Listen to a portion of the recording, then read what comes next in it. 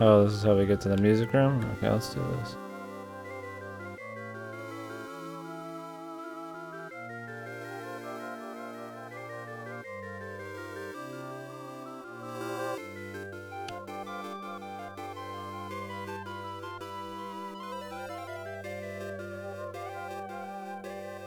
Okay, so we do the happy ends first, it says. We'll do the music room last.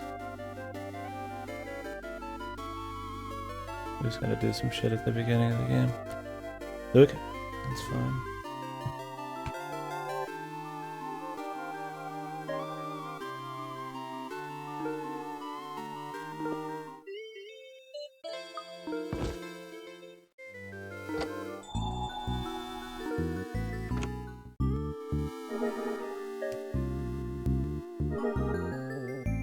We didn't really need to do this then. I mean, we could reload this instead of that, and it'll skip some bullshit. Multiple ways to get into these routes.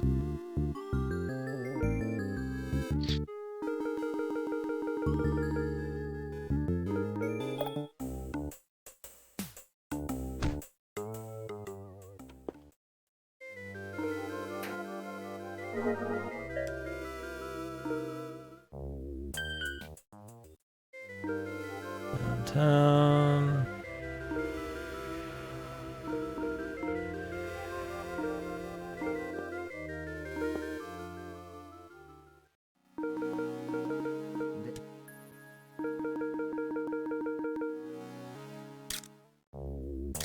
I'm glad this chick got like nothing. At the end of the day, we just fucked her over and that was it. There was didn't have anything special. I think that was one of the things that felt weird. It felt like maybe some characters and events were planned to be different, or it didn't have a plan, and then it ends up they just write this crazy, insane, extra like sci-fi route at the end. That's probably my biggest problem. I'll get into it later, but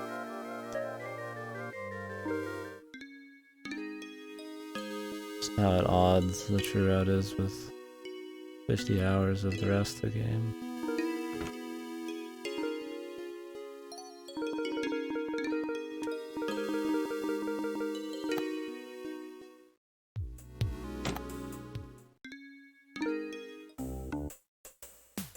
Randomness, like I don't hate the idea of it at all, and some of the execution is fine. I think the route itself has issues, but the idea of it existing isn't bad, and I feel like they explain the science fiction enough. I think it's just the lopsidedness of how much of everything's in the true end and how long the game is before the true end is kind of an issue. I don't want to say just tonal issues, but a little bit. It just becomes a totally different VN, which is fine. Which is I don't hate the idea of that transformation into something else, but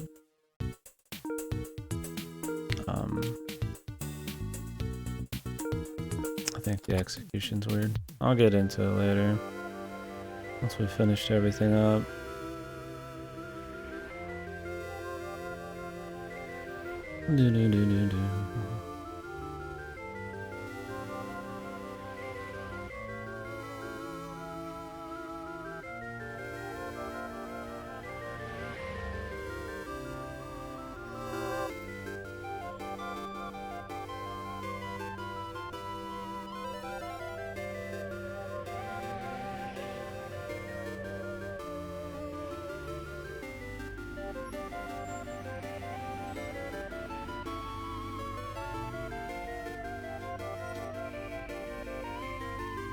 The living room.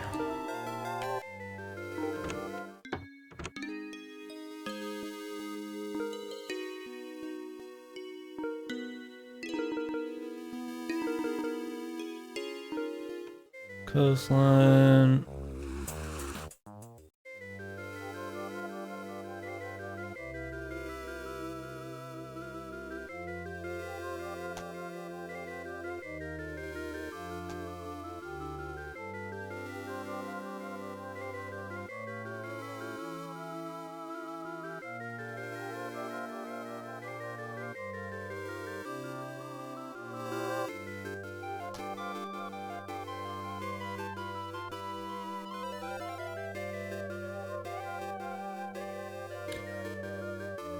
Just writing a few little notes. I haven't written notes the entire time or anything, but maybe some talking points. I don't know how I want to format it.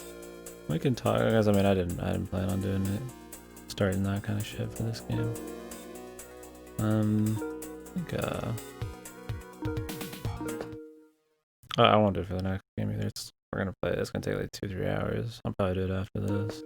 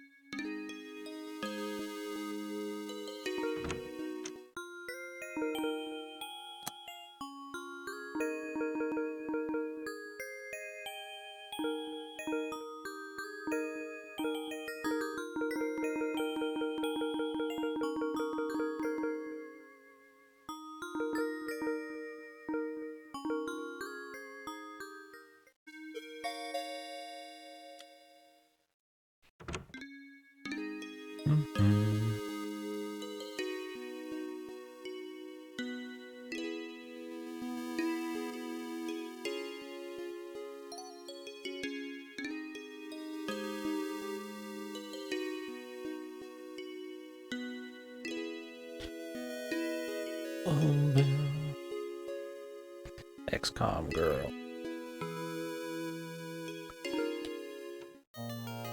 XCOM girl was still the best, but she didn't get her own route. She was just a big part of most routes.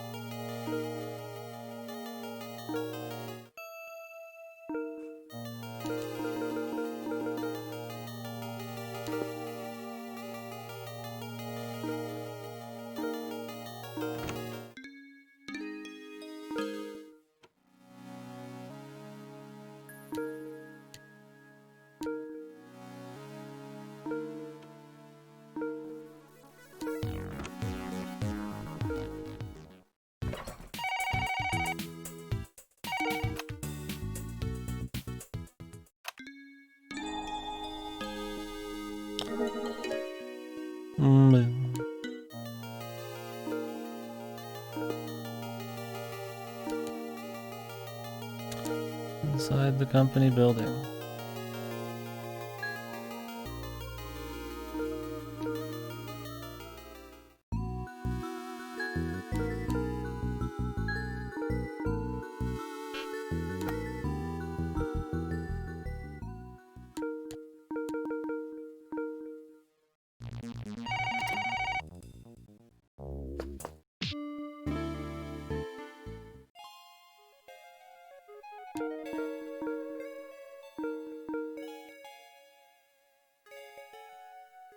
Music is just like this random seductress one.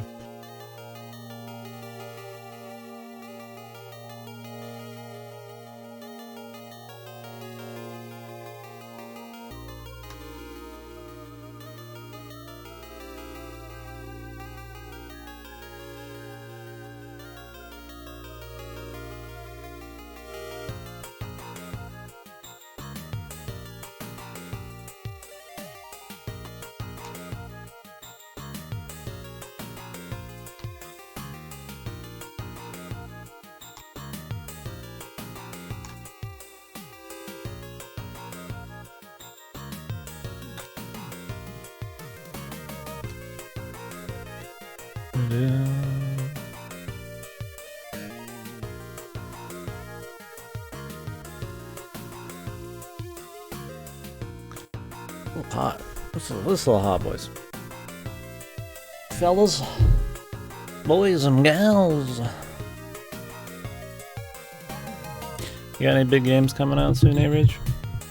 I don't know if there's anything your eyes on that I haven't been paying attention to.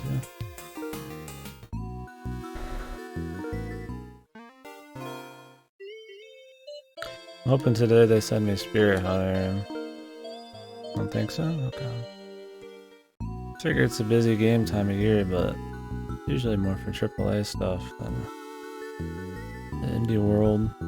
Missed over the anime, the Darkest Dungeon thing. I literally heard of it today, and only in a small thread, unfortunately, so I've not thought about it. Indivisible came out, I guess, but I don't know if that ended up being any good.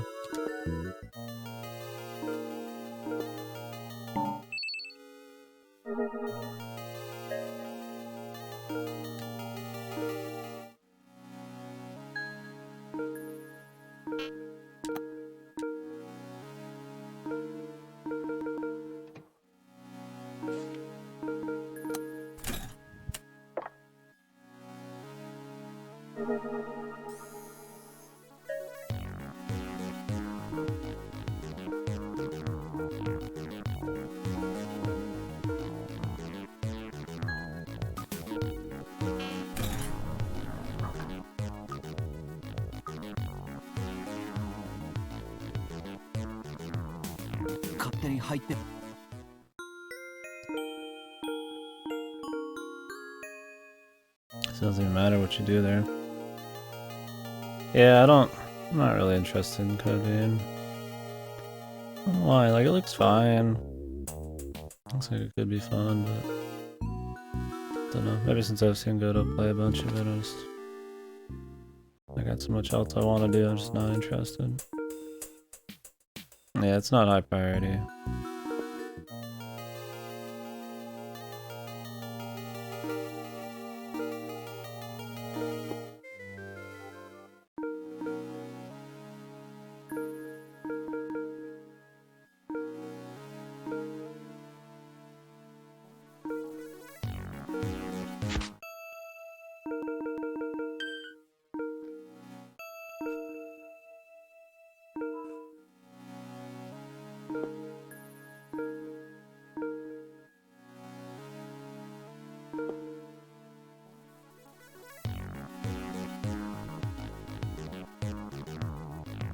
It's more the stuff I like with execution. What do you mean by that? Like you're into soul stuff, but with more of the anime shit? Orvian? There was a few I mentioned. The Letter was one of them. That's the one that's 50% off right now. And then there's Neighbor, which I was thinking of getting, but it's 20 bucks with all the DLC. It's more old school. I don't think it's super long either. It's a remake of an old school one. But the Letter is supposed to have some length to it, I think. It's some Philippine-made one. I don't know if it's good or not. I mean, people seem to think it's fine.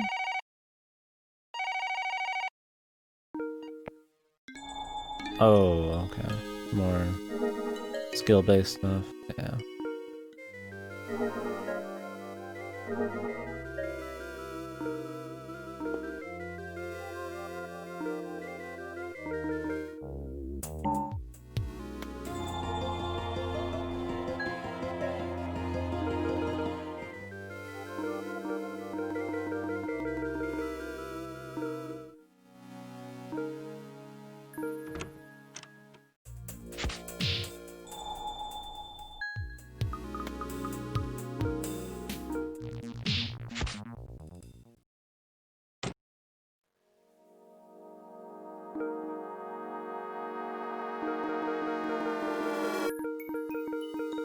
Yeah, I haven't decided. I have so many games I could still play that it's kind of like I want to get good things on sale, and you know I do want to play more VNs, but I'm like I'm not like super fucking crazy in a rush for it. Like it seems like it's probably fine, but I don't know if I'm like giga worried about it. Like, I'm sure it'll be on sale again. I think if Neighbor was 50% off, I'd probably actually get that, but...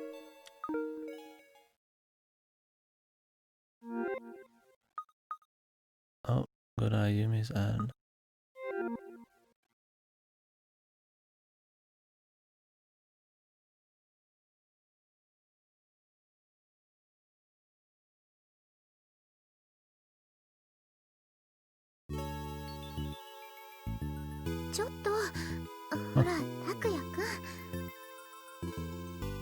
Okay, so they moved to another place. And he became a historian. 今日は日曜。こう。昨べは違うことを言っていたわ。なんだか急に子孫を残す義務感。昨べあんなにしたじゃない。って俺って人類の義務というのに極めて前向きでさ。Of course he is, Mom. ダメよ。会社に遅れちゃう。会社休みなよ。日曜出勤なんて。こーら、早く朝食を食べないと。My man cannot. Plus cannot be fucking Quent.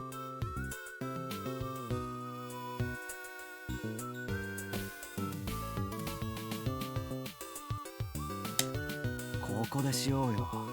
キッチンで。バカ、そんなのダメよ。この間は玄関でし。ちょっと拓也くん。 Yeah, pure loss kept him going, dude. 燃えてたくせに。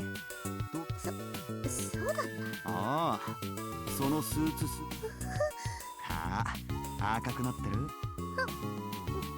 ダメよ。また胸。そうかしら。間違いないね。女性は幸せに。拓也くんとこうして暮らし。じゃあ男は。もう。Don't wrinkle the suit, そん dude. な細かい。ダメよダメ。じゃあこの感情を。しょうがないわね。キスするから今晩たっぷりさ。本当？この間すっごい研究 Must they just all be a sex 大い ending? に結構。さすがは。もうバカ。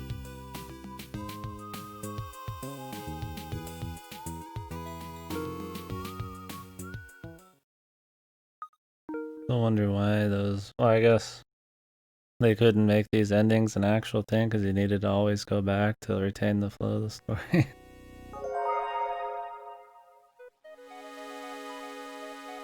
They could have just had him be on death's door every time.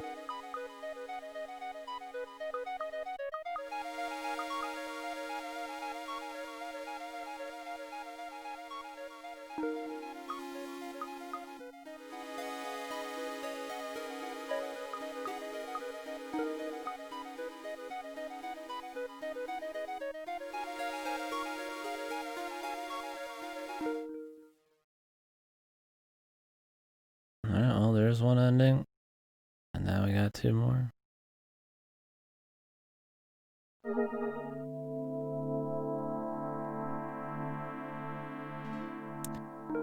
Grab these dumb ones on the way back, get some jewels back.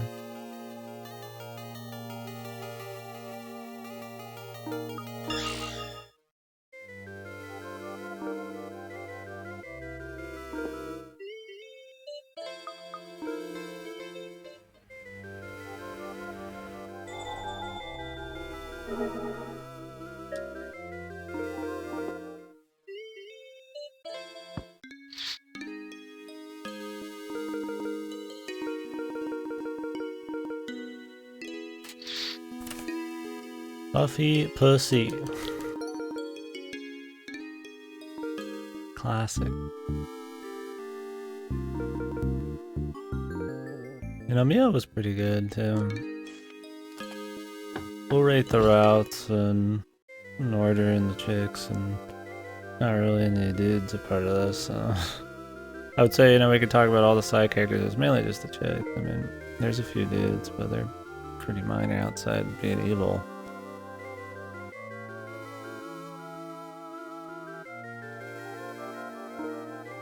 Yeah, her route was good. It was a good mix of sci-fi and romance and shit. It was one of the better ones. He was a good character. I liked their back and forth the most. He was really stupid sometimes with it, and I was really pissed off about the amount of misunderstandings in a part of the route. You know how they did the old misunderstandings and romance plots, but you know, they didn't do it too much. It was just like one big part, and it was kind of annoying, and they went back on it, so it was alright.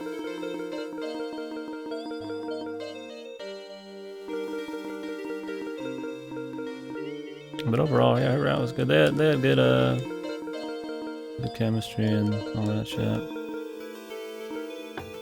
That's a scene, yeah. Gotta fix your sprained ankle with a piece of paper. They had cute scenes like this.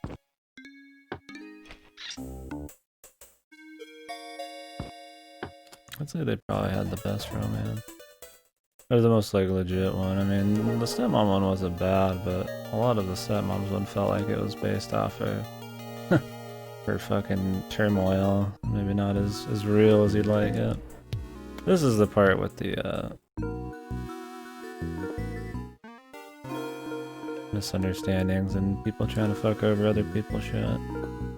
But it ends pretty quick. Well, it doesn't end quick, but it gets sidelined till later and then it ends quick. It's pretty much Yuki's only time in any kind of spotlight. He ended up being cool, although I was worried for a bit he was gonna be a piece of shit, which he was, but it ended up being cool. She's probably one of the worst side characters.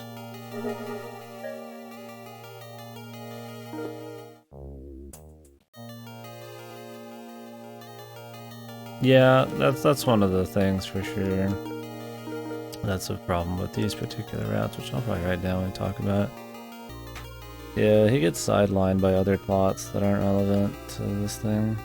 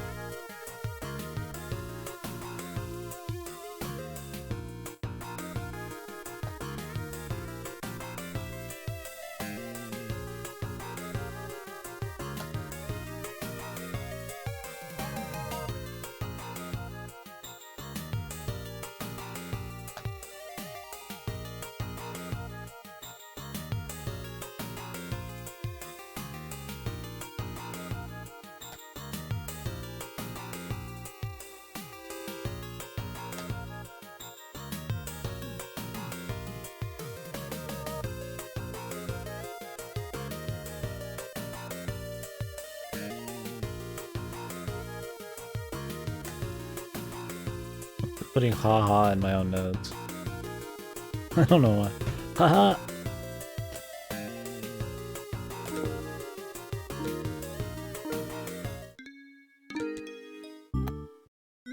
Gotta retain my thoughts, even in their most caveman of forms.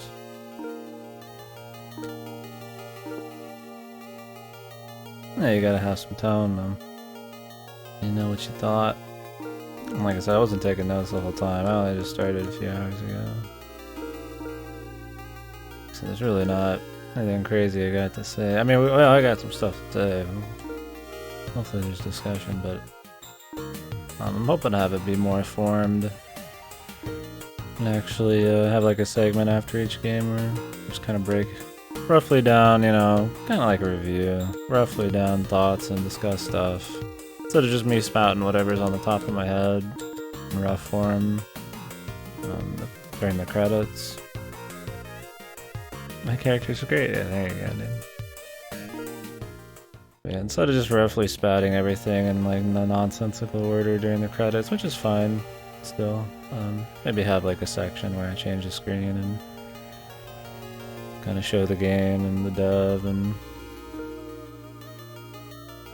kind of maybe discuss stuff in a more actual order.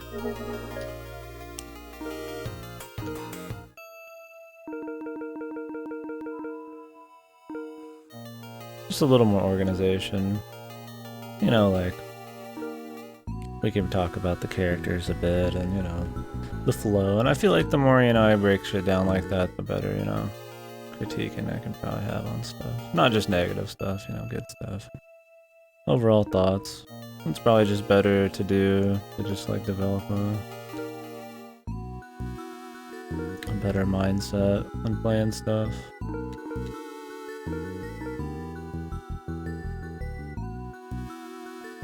Oh yeah, with notes that are theory crafting or stuff, I always do shit like that. Yeah, I always write things and kind of how I would talk and shit. It's just kind of funny, like throwing a haha in there. I did that on my notes in school. It helps to remember shit when you paraphrase shit and your own tone and words and stuff. It's more memorable that you did it that way, I feel like.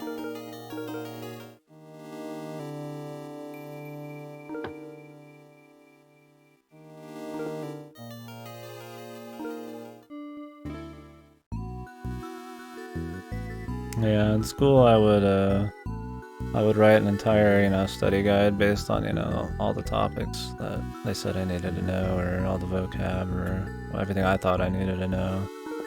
And then every time I'd study it, I would just rewrite it and paraphrase it, or write it in my own words in different ways. It actually helped a lot. I didn't have to study much. I remembered shit well.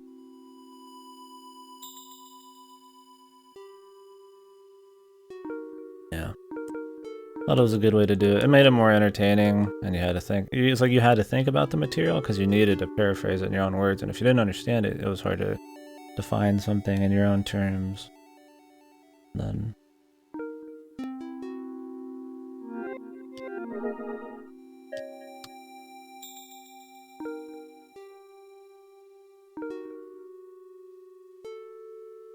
And yeah, sorry, distracted.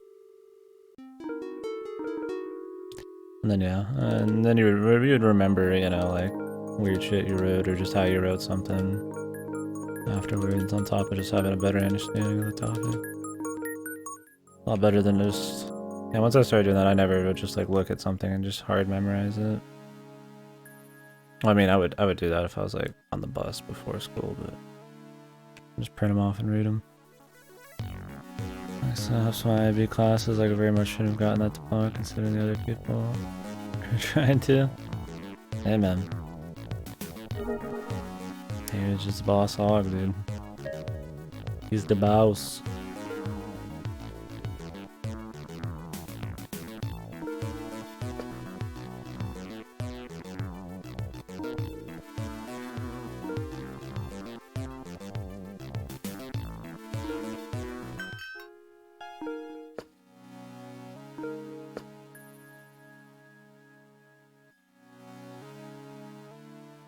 The Stranger.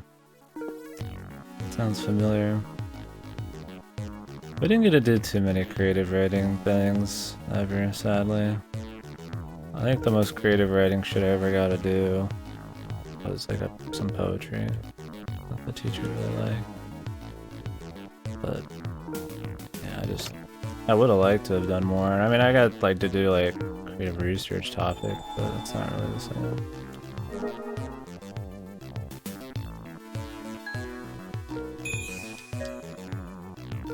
You're still having to research, you're not just like doing whatever kind of writing you want. Yeah, why wouldn't you want to write your own thing, man? I'd rather write my own thing than just like some raw analysis. I mean, I guess some people just don't like to create shit. Just be more fun. That's something you could take outside of the class too. Pride and Prejudice, yeah.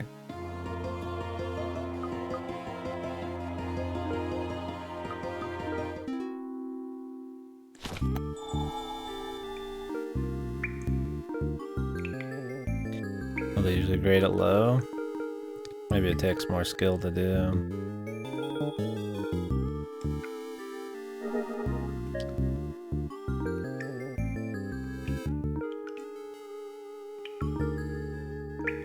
Or maybe the teachers are so bored by the other ones they just hardly read it.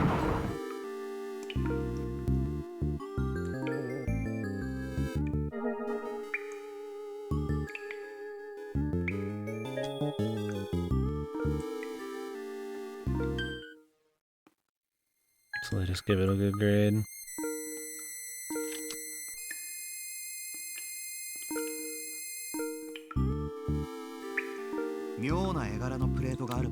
Felt bad about the folks who tried hard at the creative writing and then they got bad grades and shit.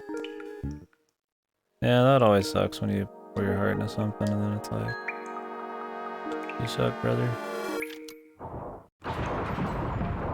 Shit. Didn't realize I had to put that in first.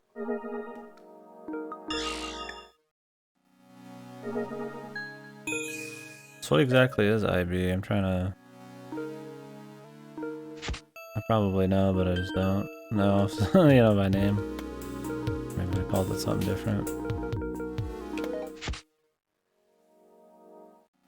Oh, AP classes, yeah, okay. People got stressed at the end? Yeah, wasn't some AP stuff, but...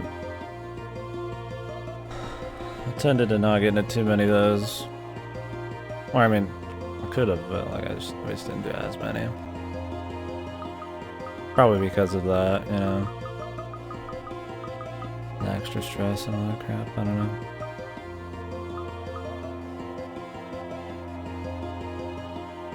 Ah, okay, yeah, I don't think we had that. We definitely had AP stuff and all that crap, but... It wasn't like, yeah, like a big extra thing like that. Like I got like high honor roll kind of bullshit, but... Yeah, I didn't take a shitload of AP stuff still. It was just kind of like an extra thing you could do if you wanted to take some college stuff really. But it wasn't pushed super hard, I guess. Damn, yeah, that sounds like a lot of work, man. Yeah, I mean, I could see that being a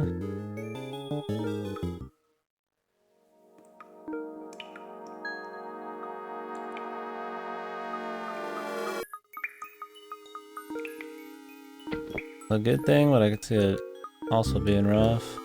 Did you have much free time? That'd be what I'd be worried about. The school isn't just about the education. It is, you know, rounding out as somebody's person and social development and stuff. You look like you ended up alright though, bud.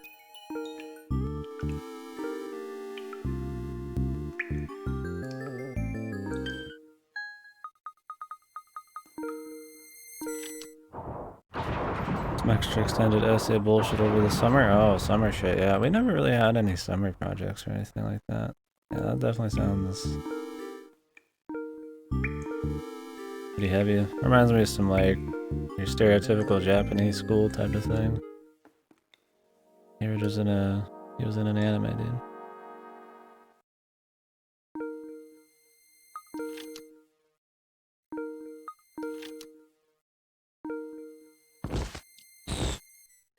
Yeah, 25 pages is a lot of that in high school, man.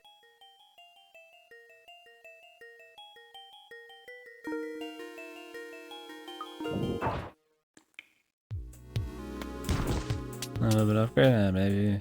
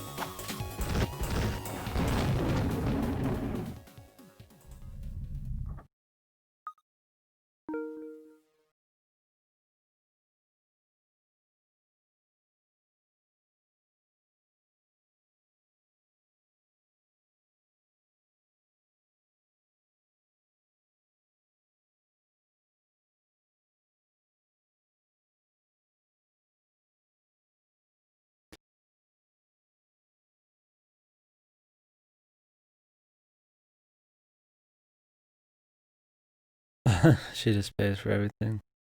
Turn him into a trophy husband, dude. Whoa, liberal as tits.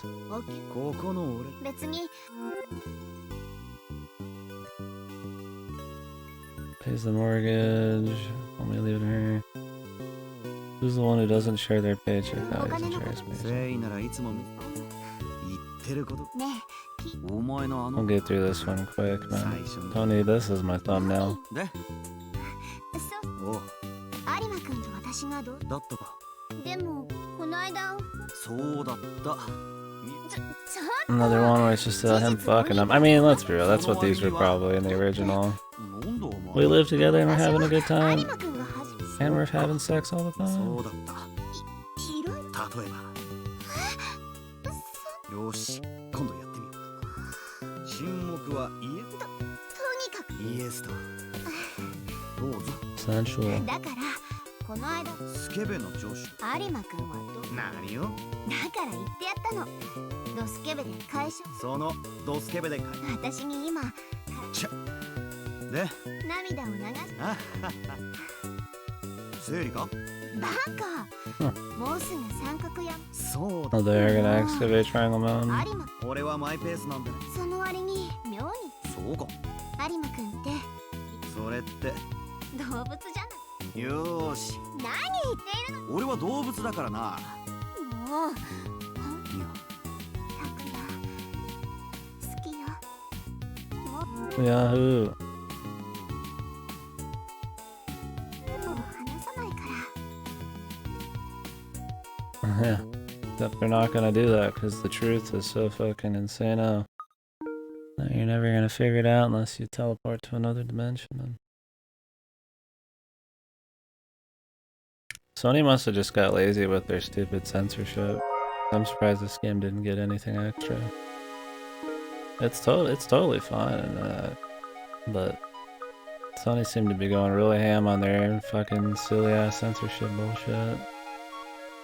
I probably didn't want to play through an entire game here.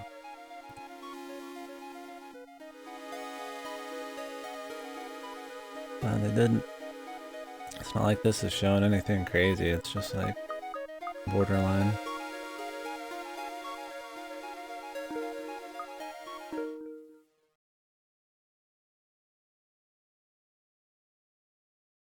This one was actually the doctor. He was the idiot who blew up. Yeah, true.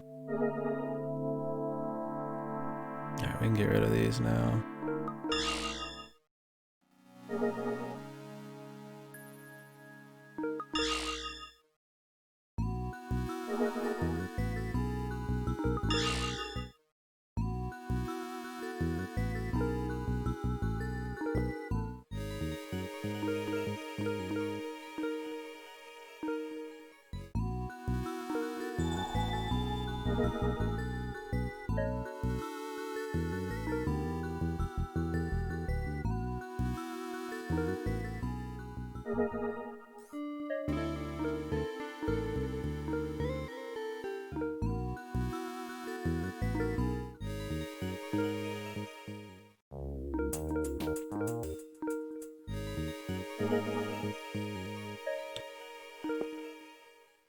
Erica was Amanda, right? No. Amanda was somebody else. Erica was a dimensional... interdimensional crime agent who came from a totally another dimension to chase down a interdimensional fugitive. Amanda was just some country bumpkin who was leading a resistance against the god monarch and then realized things were not as they seemed, and then she got teleported to Earth 50 years before this point because she got tricked, and it was just like really quick, and then I assume she's Kana's mother, and we'll find out here. Maybe in this route. She was pretty not handled the best out of the side characters. I liked her archetype. I mean, I always liked the kind of badass chick sort of deal, but I don't know. I thought it could have been better. It's just, especially with how it ends up, it feels like it's just a way to try to, like they had a plot thing planned for her, but it was like either rushed or just kind of shoehorned in at the end just to try to fill in a gap in the plot here to make it make sense, like with her mother and shit.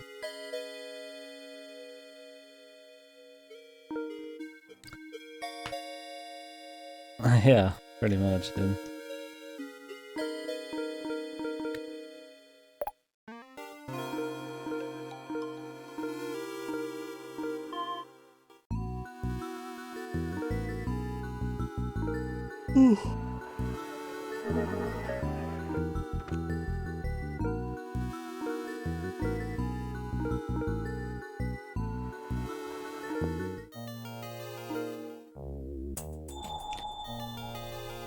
Let me take a piss here in a minute.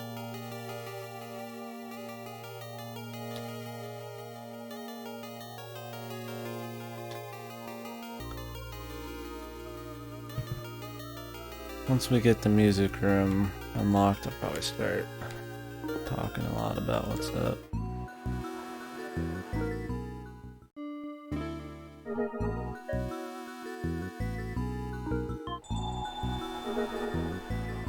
Doesn't really matter.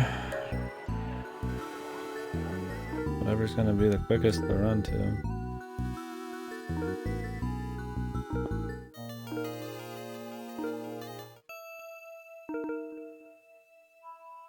We didn't even get to learn about the flowers, really. Kana was a pretty decent character. Surface level, you know, like their archetype, the kind of straight-laced, deadpan kind of character. But I feel like her character wasn't handled. Her story arc really wasn't handled as well as it could have been.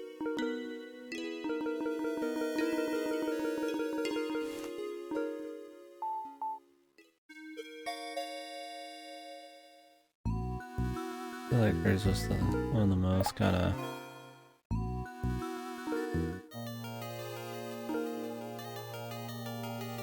poorly slapped together. It had more meta stuff, but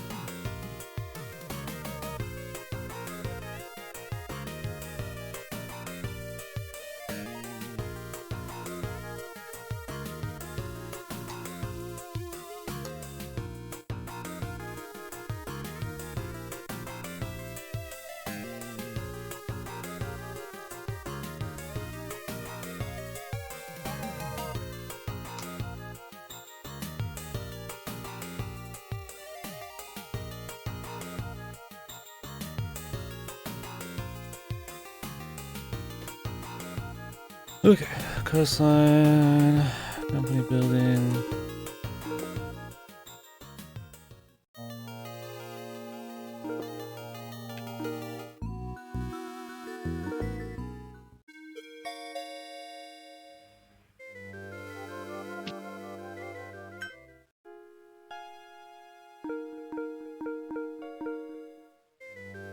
Still the best song, man. そ When ち we ら unlock the music room, we're gonna do that.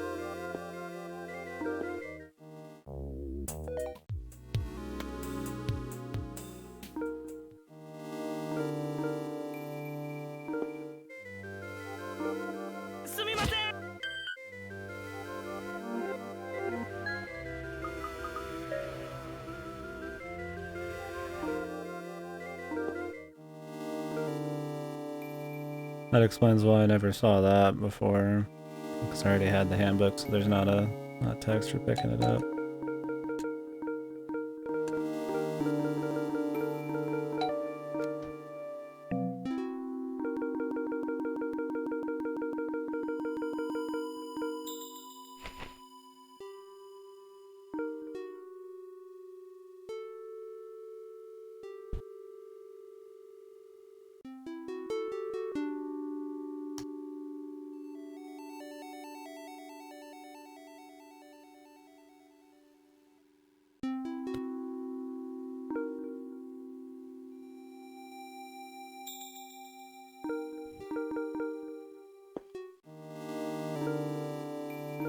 Living room.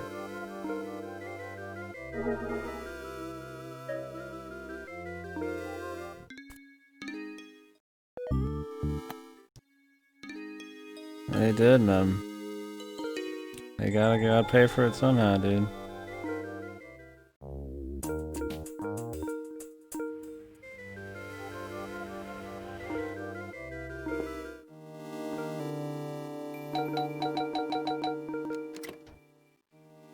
It's the Nintendo money, baby.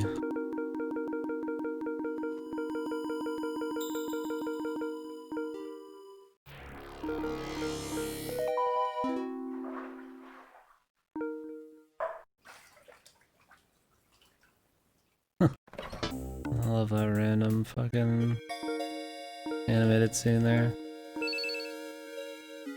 Oh, did you see the scene yesterday they animated with our dude punching best butt cheeks in the game? Here, man. With our dude punching fucking Amanda in the face, dude.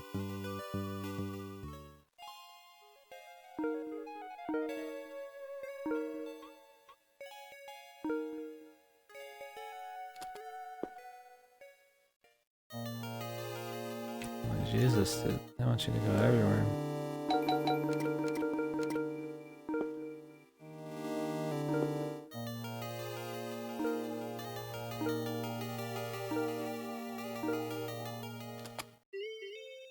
Yo.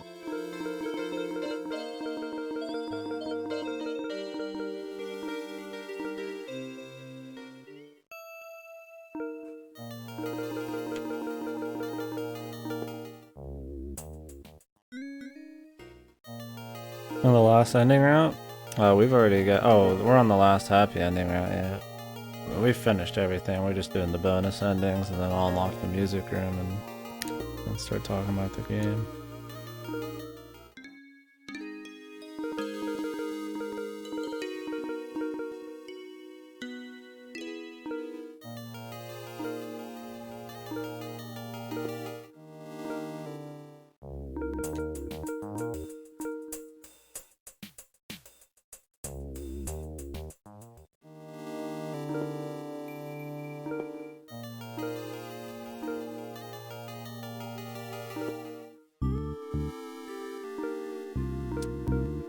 I guess we'll start that point and click.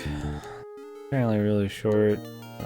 That's the main reason I'm gonna do it. I don't think it's supposed to be like super amazing, but it's on Game Pass, so I have to pay for it. And something that's 2 or 3 hours, it doesn't have to be super amazing. It's got some redeemable stuff. Yeah, every guy is an asshole at some point. And there's no nice guy. I mean, Yuki is probably your nicest dude, and even he does some crap. I mean, in the end, he's a good guy, but he never really gets any more moments, man. None of the dudes get a time in the spotlight, really.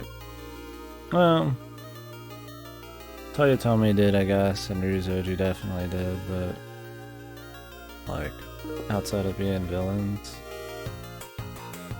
and even then they were, only kind of used. Ryuzoji was used more than I guess the others, but I guess the Mitsuki route was pretty focused on him, so yeah, he was pretty much the only guy in the game.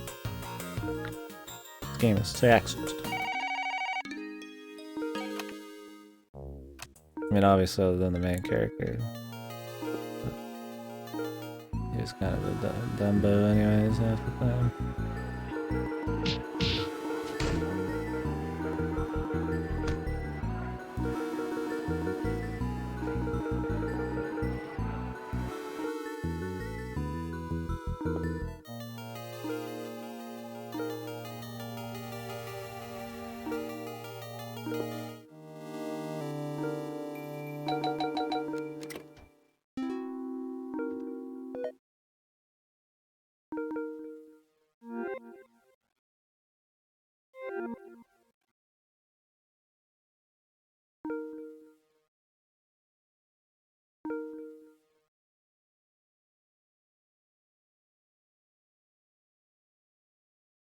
Look how she's got this fucking arm thing forever. Is there no way that they ever can get it off?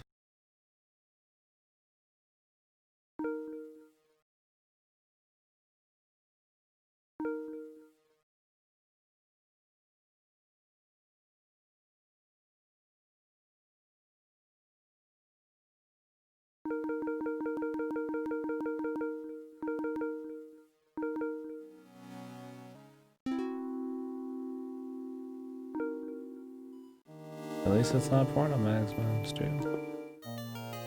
No, I'd say I like this better than AI by a good bit. And its problems are not as drastic as AI's by any means.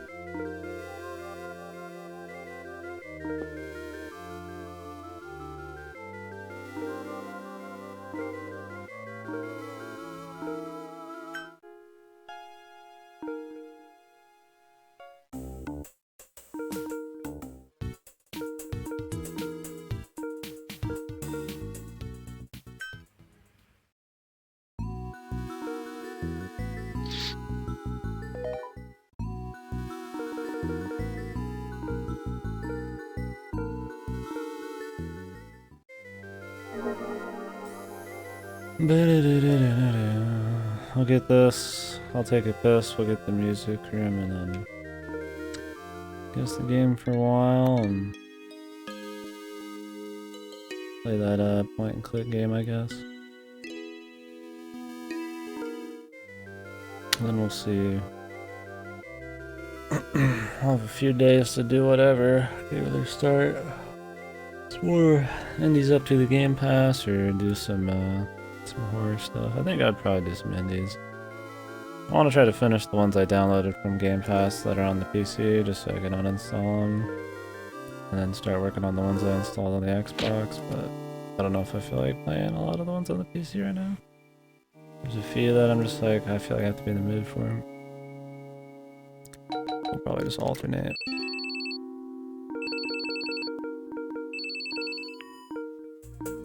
Oh, the indies.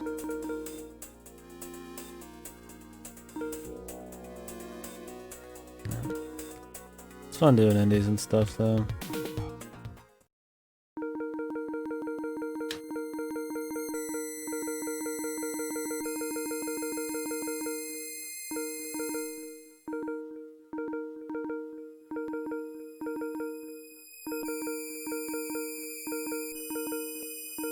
Oh, that got announced? I thought I bought Kindergarten on sale. I think I did. I think I did, yeah. I'll check later. Oh, it's released. Released.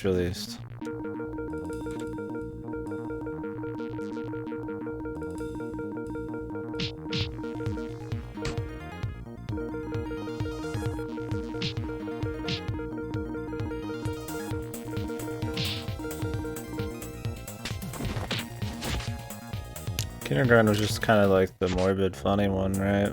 The kindergartner bullshit. I only watched a little bit in the past, and I knew I was gonna play it. Bought it for like a few cents.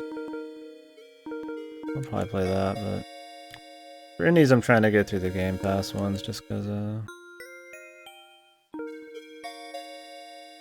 don't want to keep paying that monthly. When I could just finish the games they got and then re-up later.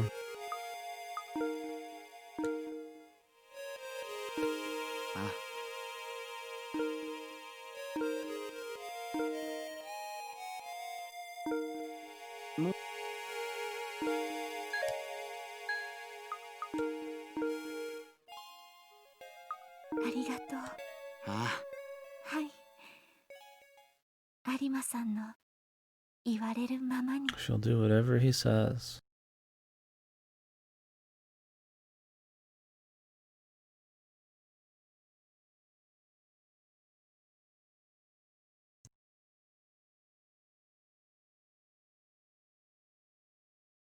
The Falco.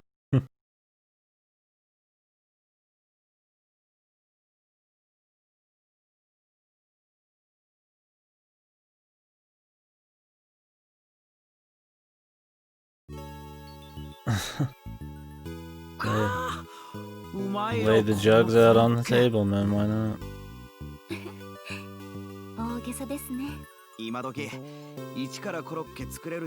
Yeah, those are the fuck me eyes.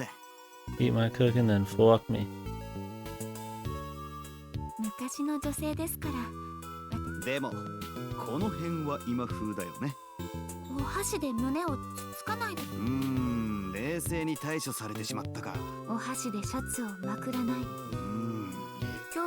うしますか？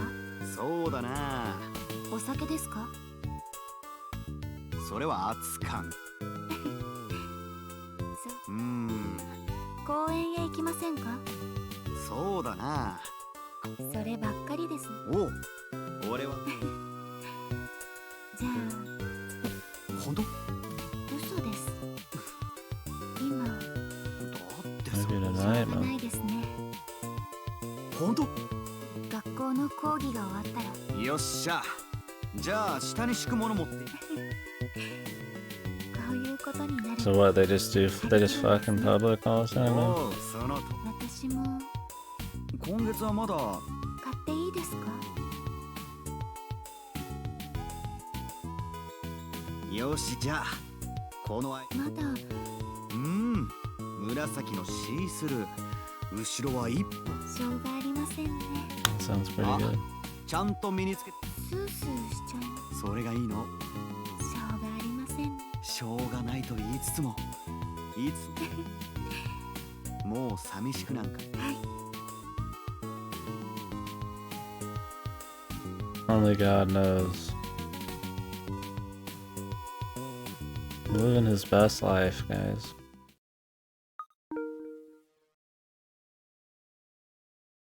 How many achievements we got left here, man? One more. Is it the music room? Why the music room? Okay. How do we find the music room? I'm not finding it on my own here.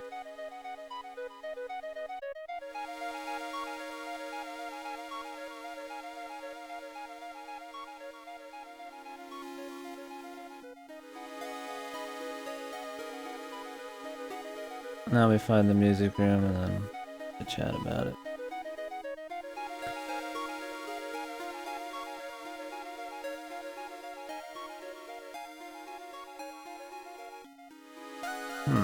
SP disc.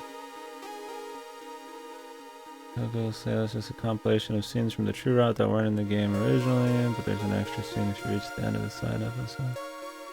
Like there's a lot of extra content in the original game, but don't know if this has all that crap. Anyways, let's start with the best equipment. Okay. Go to study, then your own room.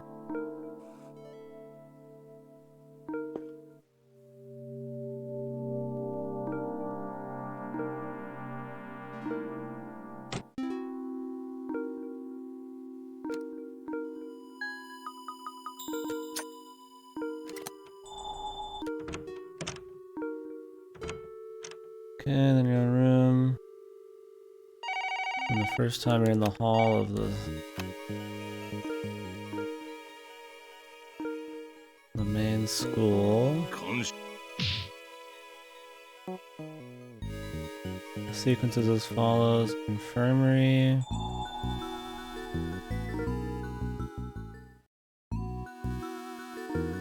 the lab,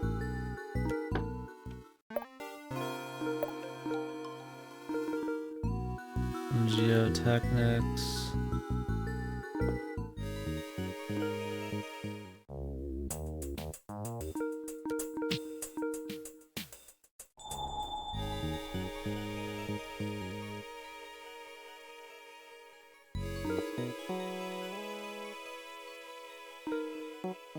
the study,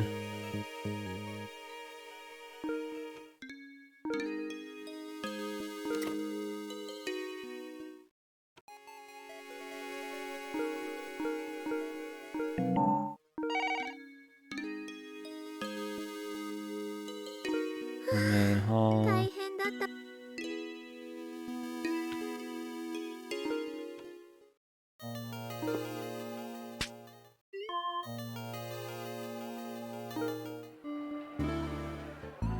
I go home.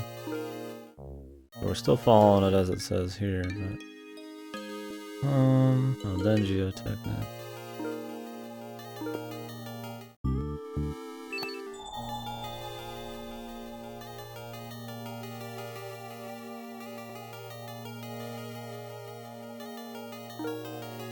In the infirmary.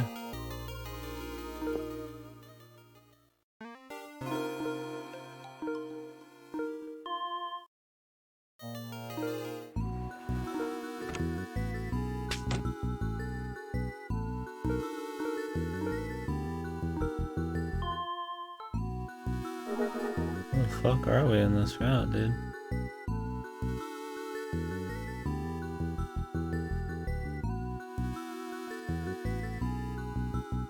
Oh, that was just for 100% in this particular guide, but where's the music room then?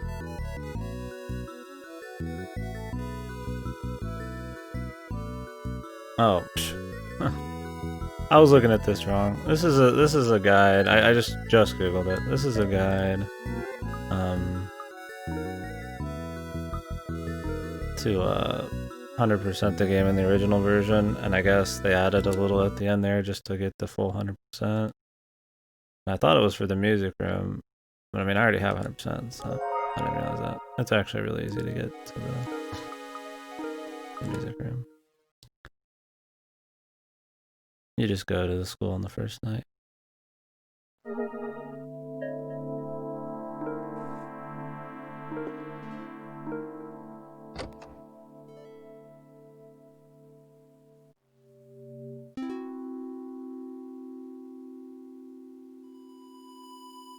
Oh.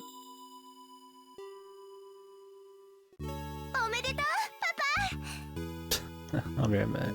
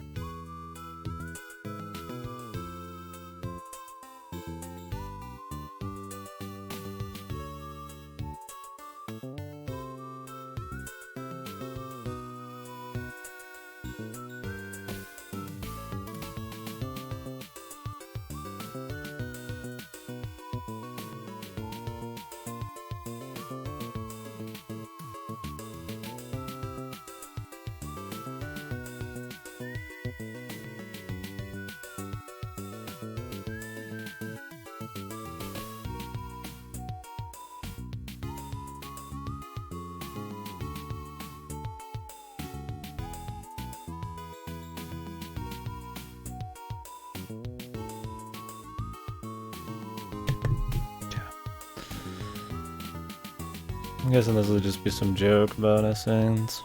ユーナパパのことすっごく応援していたのよ。おい、お前はまだ出てきちゃいけない。だから 100% 達成は自分のことみたいに嬉しいの。 The tea house, man. そうか。それはどうも。 Or the tea room or what, a tea party. もうパパったら Okay, new end. Everybody's here at school, man. パパ School here, man. 急にしんみりとすることは。 Yeah, this is my daughter. また異世界編をプレイしてユーナに会いに来て。 No thanks. 拓也くん、うわあ、物語をぶち壊すような登場しないでくれ。ありがとう。拓也くんのおかげで 100% So 達成 apparently よ。 if you do the happy endings before you come here, you get 2 extra scenes. そうか。 I assume それは。それ like じゃ this. また物語の中でね。拓也、何間抜け面してるんだよ。100% だってな。 100%, おめでとう。 guys. Nice. ありがとう。俺と拓也は実は異世界以外でも会っていたんだぜ。もう気づいているよな。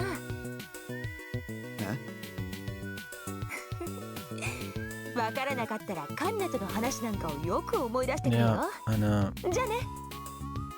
Okay. おめでとう。うわ、エリコ先生、出てくる場所が違うぞ。ま、本来の私はこの格好だからな。おめでとう。また。 Then no reaction. Yeah, it's just my wife. I mean, he fucked like 2-3 chicks like within a few months of fucking his wife's death. So.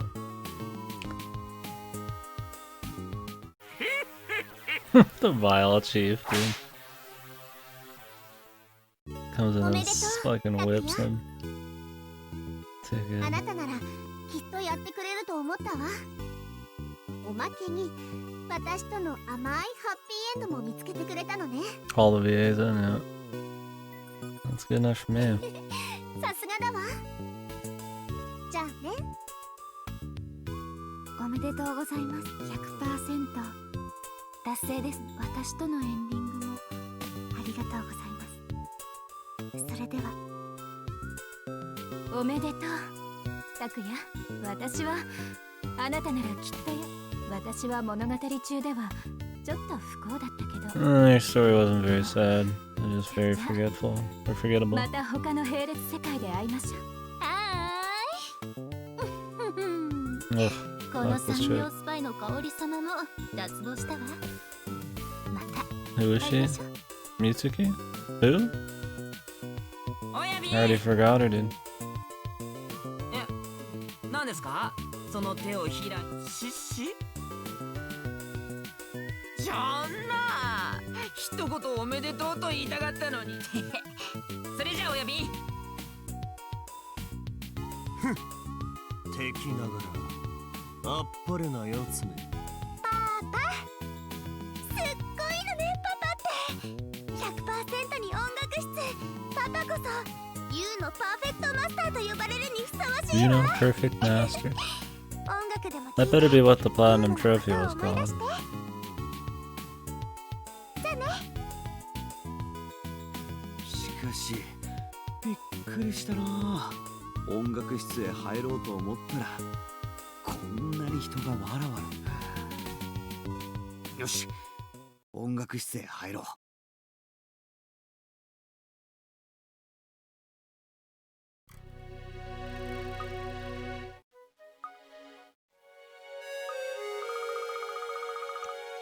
Where's Claire de Lune, dude? I don't care about the rest.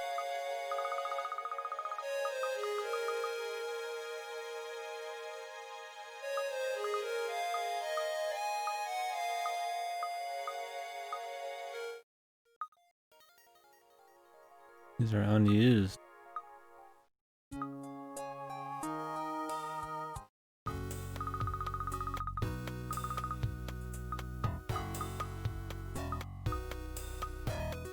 They even remade the fucking remake shit. Where's Claire de Lune, though?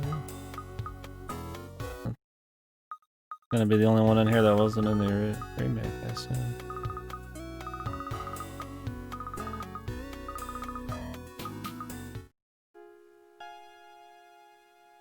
Hey, they didn't remake Claire de Lune, I don't know why.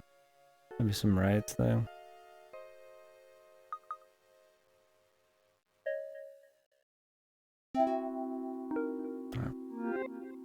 We'll do it from the main menu.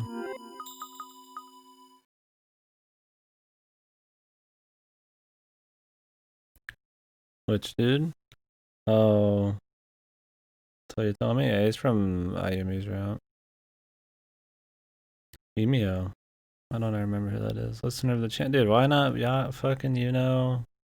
Perfect master, dude. Listener of the chant.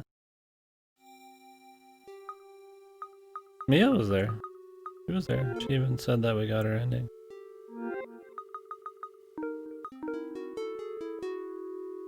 She wasn't there for long, but she was there. Ryuzoji wasn't there. Some of the other evil dudes weren't there. But yeah. There's a lot of people who weren't there though. Oh, there were other guys. They were all killed in the mine though. What is this? Oh, the branch map.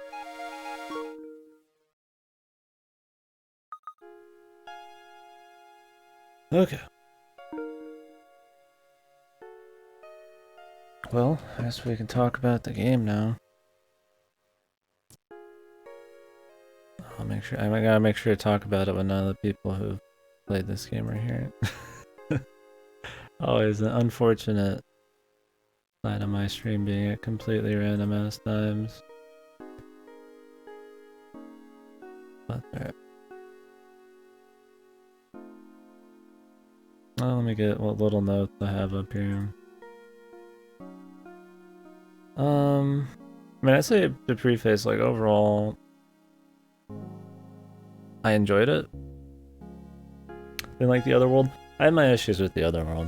I'll definitely get into that. I liked it overall. There wasn't a shitload of just like super high points, right? Yeah, you know, I wasn't getting emotional. Maybe my weenie got hard a few times or something. I mean, there were some pretty titty up scenes, but nothing that really just got me crazy going. But you know, it was never not entertaining. There's sometimes I definitely didn't agree with some stuff, or I was kind of annoyed. But overall, it was always enjoyable. It wasn't just boring ever, even if it didn't have any crazy high points. It was extremely comfy. Not so much in the other world though. Yeah, I can respect that what it did to pioneer certain VN things like the flowchart and a lot of the science fiction stuff. But yeah, not perfect, but it's good. So anyways, what does the note say here? I guess we can start. We can talk about the music since we're in the sound thing. I think the music was really good. I don't think it was like insane good. There wasn't like a shitload of really standout tracks, but I think it all really, you know, it fit the moments, and I really like the old PC98 kind of sound they got going here. Like, this is the best song, the remake of Clairol Lune.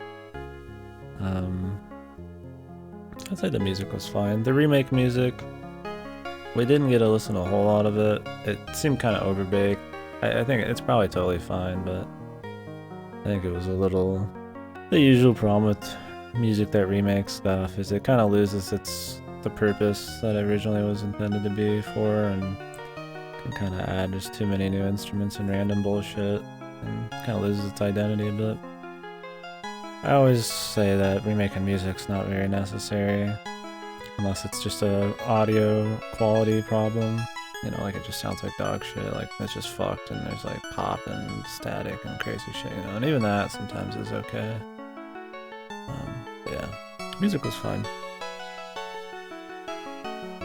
Yeah, we'll just get the small shit out of the way first. I think visually it was good. I mean, I really, you know, like the old school graphics and stuff. I think it's a really cool novelty thing, and there's not many things with that kind of nice pixel art these days. But I definitely think, you know, it'd be really nice if they put in the remake an option to switch between them to kind of get that full feel. I'm glad they have the original music at least, but I do think the new art style is fine. I think there's a lot of budget put into the animations, on the amount of different sprites, a lot of backgrounds, you know, they all look pretty good, and it's all pretty crispy art. There's a few weird things. A weird one was like some weird gradient on somebody's tits and shit. Not because I think the tits need to be immaculate, but there's just like really odd pieces of art on these otherwise like really well drawn sprites. I thought it was more than, you know, people were complaining that it might just be some really typical Moe bullshit, but I think it's good. They kept it relatively consistent. There was a few weird characters, like a lot of the CGs all the CGs look really good, but some of the sprites, like Eriko's, kind of looked off sometimes compared to these the CGs. And of course the sprite's gonna look different than the CGs, but I think maybe give it spruced a bit. Like their bodies looked kind of proportionally different, not just titties, but stuff like that. But I mean, that's a thing. Like, I mean, I'm not like they all have to have big tits. It's that if you're gonna have them drawn one way, you think it'd be consistent. And, the facial structure was like that a bit with some of those characters, but it was never a big deal. Like Mio looked really consistent. I think Eriko's probably the biggest. weirdo one. But overall, she was still totally fine. Best character for sure. I think the biggest problem with the art is that I don't know all the spots they did it in, but I know I know the ones that people told me, which was already big enough. Is the amount of stuff they took out. So the entire first opening video is just not even in the game. Like, there's this really cool minute and a half opening video of his dad doing research in the study at night, and then the music's really cool, and there's, you know, flashes of, you know, and stuff like that, and it shows him going to the clock, which is a big, I'll get into the clock here in a sec, even though I'll talk about the gameplay later, but anyways, it shows him going to the clock and typing in the number that you're supposed to pop into the clock. And it shows him with the jewel, and it's this cool, you know, in the old graphical style, and in the music, it seems really mysterious because he's got this weird jewel and he's doing studying, and he's typing in special numbers in a secret compartment, and it's really cool, and it's got the cool music, and I feel like it's paced really well, and it's just not in this. And the biggest problem with that is that fucking code to get into the fucking clock is one of the biggest puzzles in the game, and they just don't have it. What they do have instead is the title screen in this game is repurposed to give you the answer to the clock puzzle, but it's so fucking, I mean, I'll show you guys. Oh, I can't show you guys. Okay, so this is the title screen though, and if you look at it now, you're like, oh, it's a clock, right? But is it the clock in the room that you need to solve the puzzle in? You're not thinking about that. So let me show you. And nowadays, you don't even need to fucking turn your system off hardly. So the amount of times you're on the title screen are like fucking minuscule. So what was great about the original opening scene was that it was very eye-catching. If you remembered anything, you remembered that he was opening this fucking clock. You know, that was the whole fucking thing. So it's not as crazy to assume. Oh wait, I have to fucking pop out, close it. God, my PS4 is dying. PS4s are always so fucking loud, man. But yeah, on top of being a cool scene, it's a way to give you the answer to a puzzle. And so instead of having that, they have this, which we'll let roll. I'm actually curious. Oh, you can just skip straight to it, dude. If you just press the button to get through the fucking opening fucking sizzle reel there, you don't even get to see it. It's even worse. So it turns a puzzle that is kind of a cute thing where you have to pay attention to a certain cutscene that you can see every time you turn on the game. You know, it kind of makes it into something that's way too subtle and way too hard. And I only found it through accident because I left the title screen on when I was talking to somebody on Discord before stream. So you have to wait through this, you can't press any buttons.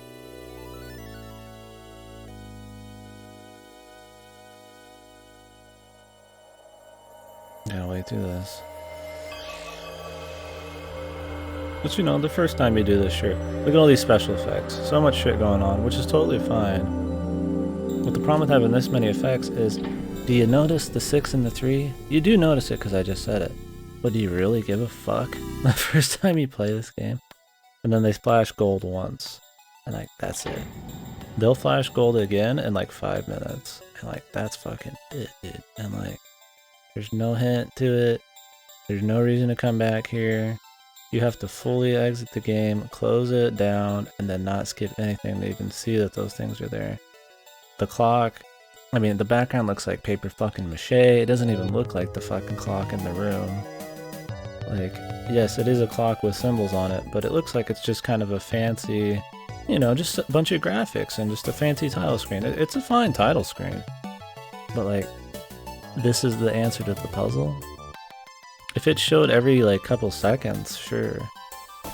Or if it just showed the, you can't even see the 12 and the fucking 6 on the screen, dude. And then the original, they spend like a full 30 seconds having them punch in the numbers, you know, and they make it really obvious something's there. And I think that's really cool. And it was a cool intro to the game because it showed that it was normal town, but there was mystery and there was otherworldly shit happening. It was a cool intro, and it served well as a puzzle. And this, it's not even here. And I don't see why they got rid of that. Maybe they didn't want to draw it, but the thing is, it just reused CGs and areas from the game already. All they would have done is throw his dad in there and his finger. So, going back to the art, I think that's a problem. Another one we were talking about was, I like how they only use this once in the game. This is really cool visual, I like it. I wish we could have the sound library right there instead. I don't really just like looking at this, but another problem is the city. The city at the end of the game, the grand capital thing or whatever the fuck, is not fucking Simple Thoughts. Is this a new one? Oh, instead of Claire de Lune, they made Simple Thought. Anyways, so at the end of the game, they have the whole city, right? The grand fucking city of whatever the fuck.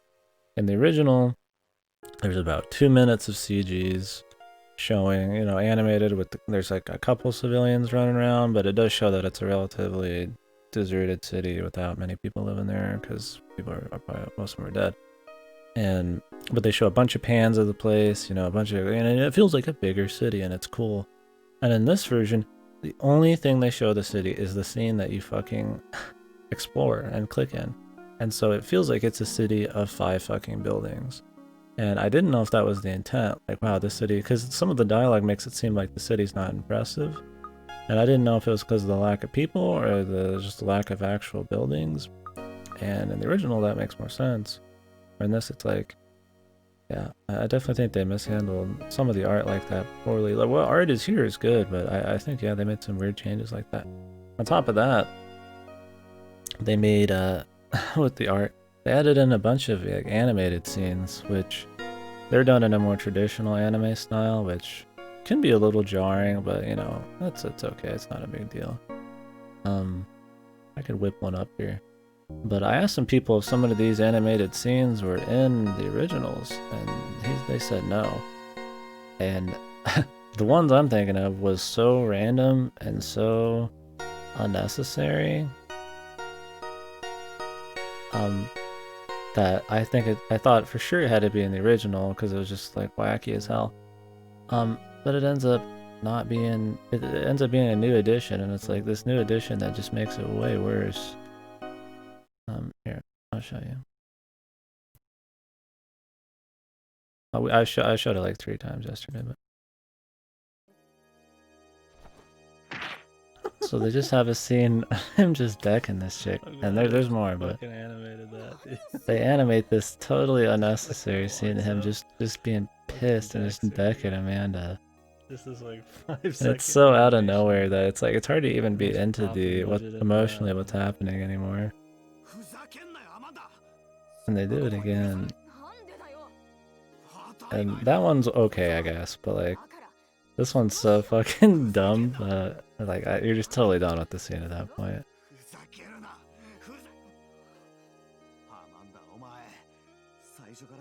So the context here is that he's pissed at Amanda because Amanda wants to eat. Amanda wants to eat the lizard or pet or whatever that saved them, even though it looks like a human and talks like a human and was his friend and shit. And so it's just some difference of worlds and morals and stuff. And so he's just super angry. And then like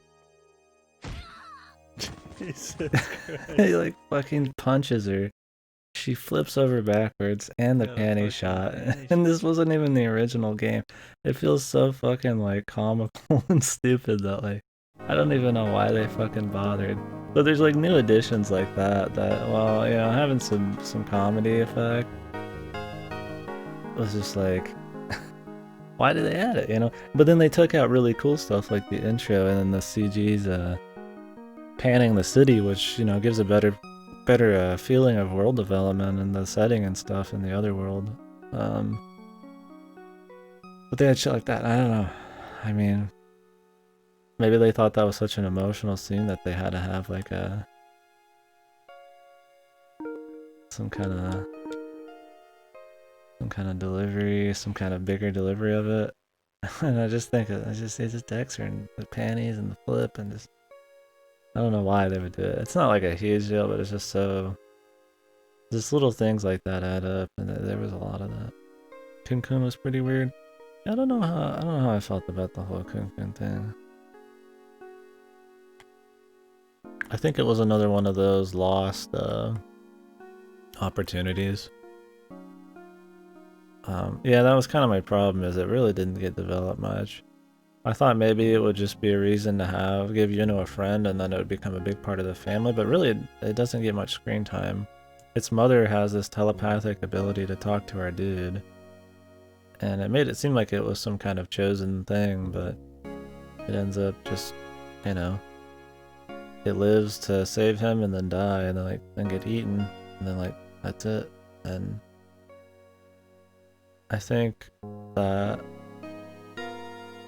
her wanting to eat it was more of an emotional thing than it even dying. And I think it dying just almost at fucking random. Like the pacing was so weird. They're just like, oh, well, we need to get saved and we're stuck in the middle of the desert. Hey, we're just gonna, use Kun to fucking just ride and then die. And it's like they had this huge scene where, it evolved, or it evolved off screen, but I'm like, oh wow, this is gonna be a character, and it's gonna help them, and maybe maybe there's some tragic thing that happens later, but it just appears to transform, to save them, in a scene arbitrarily. I mean, it didn't need to fucking save them right there. I mean, they could have had to do any other thing. There's a bunch of believable ways they could have got out of there. And then they're just randomly 2 days away from the city, and then they needed to take them or whatever, and then it just dies. Like they didn't have to kill it. But yeah, it just felt like they're kind of just writing it out. It felt like they had some plans for it, and this was one of my bigger problems. I felt like they had a lot of plans for a lot of characters, and then nothing happened. I did hear that this game started running out of budget. The original did near the end here, so a lot of things they wanted to do with the city and stuff never got a chance to be done. So maybe that's why it feels like a little... I mean, even though it's very long still and fleshed out in a lot of ways, it feels like it still isn't in other ways. Probably because they don't get into the meat of the story until really later. I'll talk about the other world shit in a bit. But anyways, that's pretty much what I got to say about the art. I think overall the art's good. I don't have a problem with that. I think, they still handled the sexual shit fine. It's about as censored, and as close to being uncensored as you're gonna get, that they probably could have allowed it, so...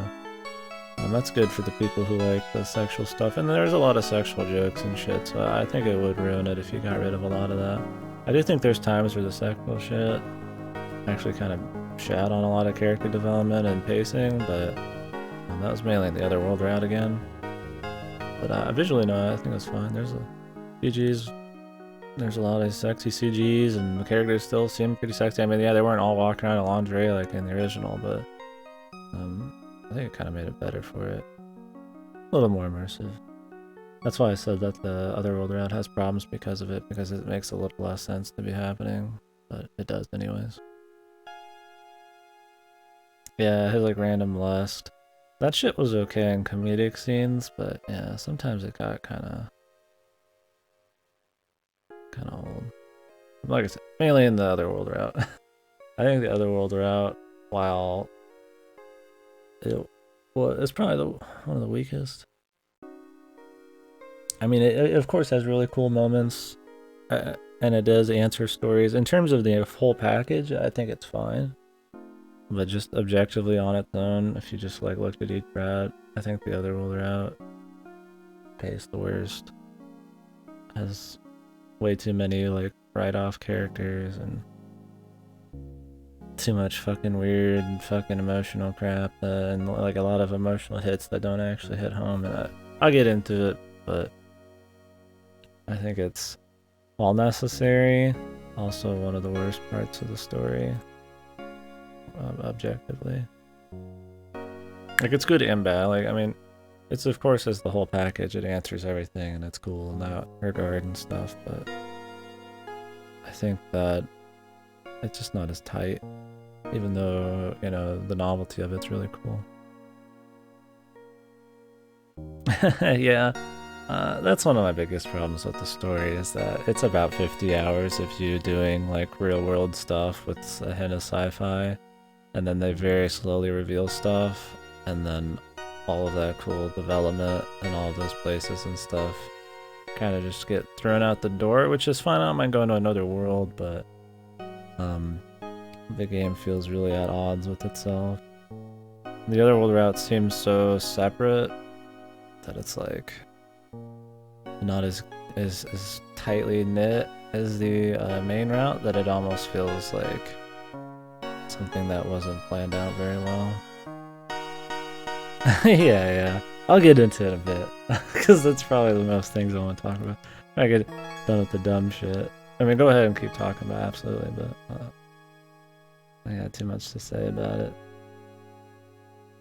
And I feel like any point I want to make about the other world route would hit home a little harder if I talk about the original route first.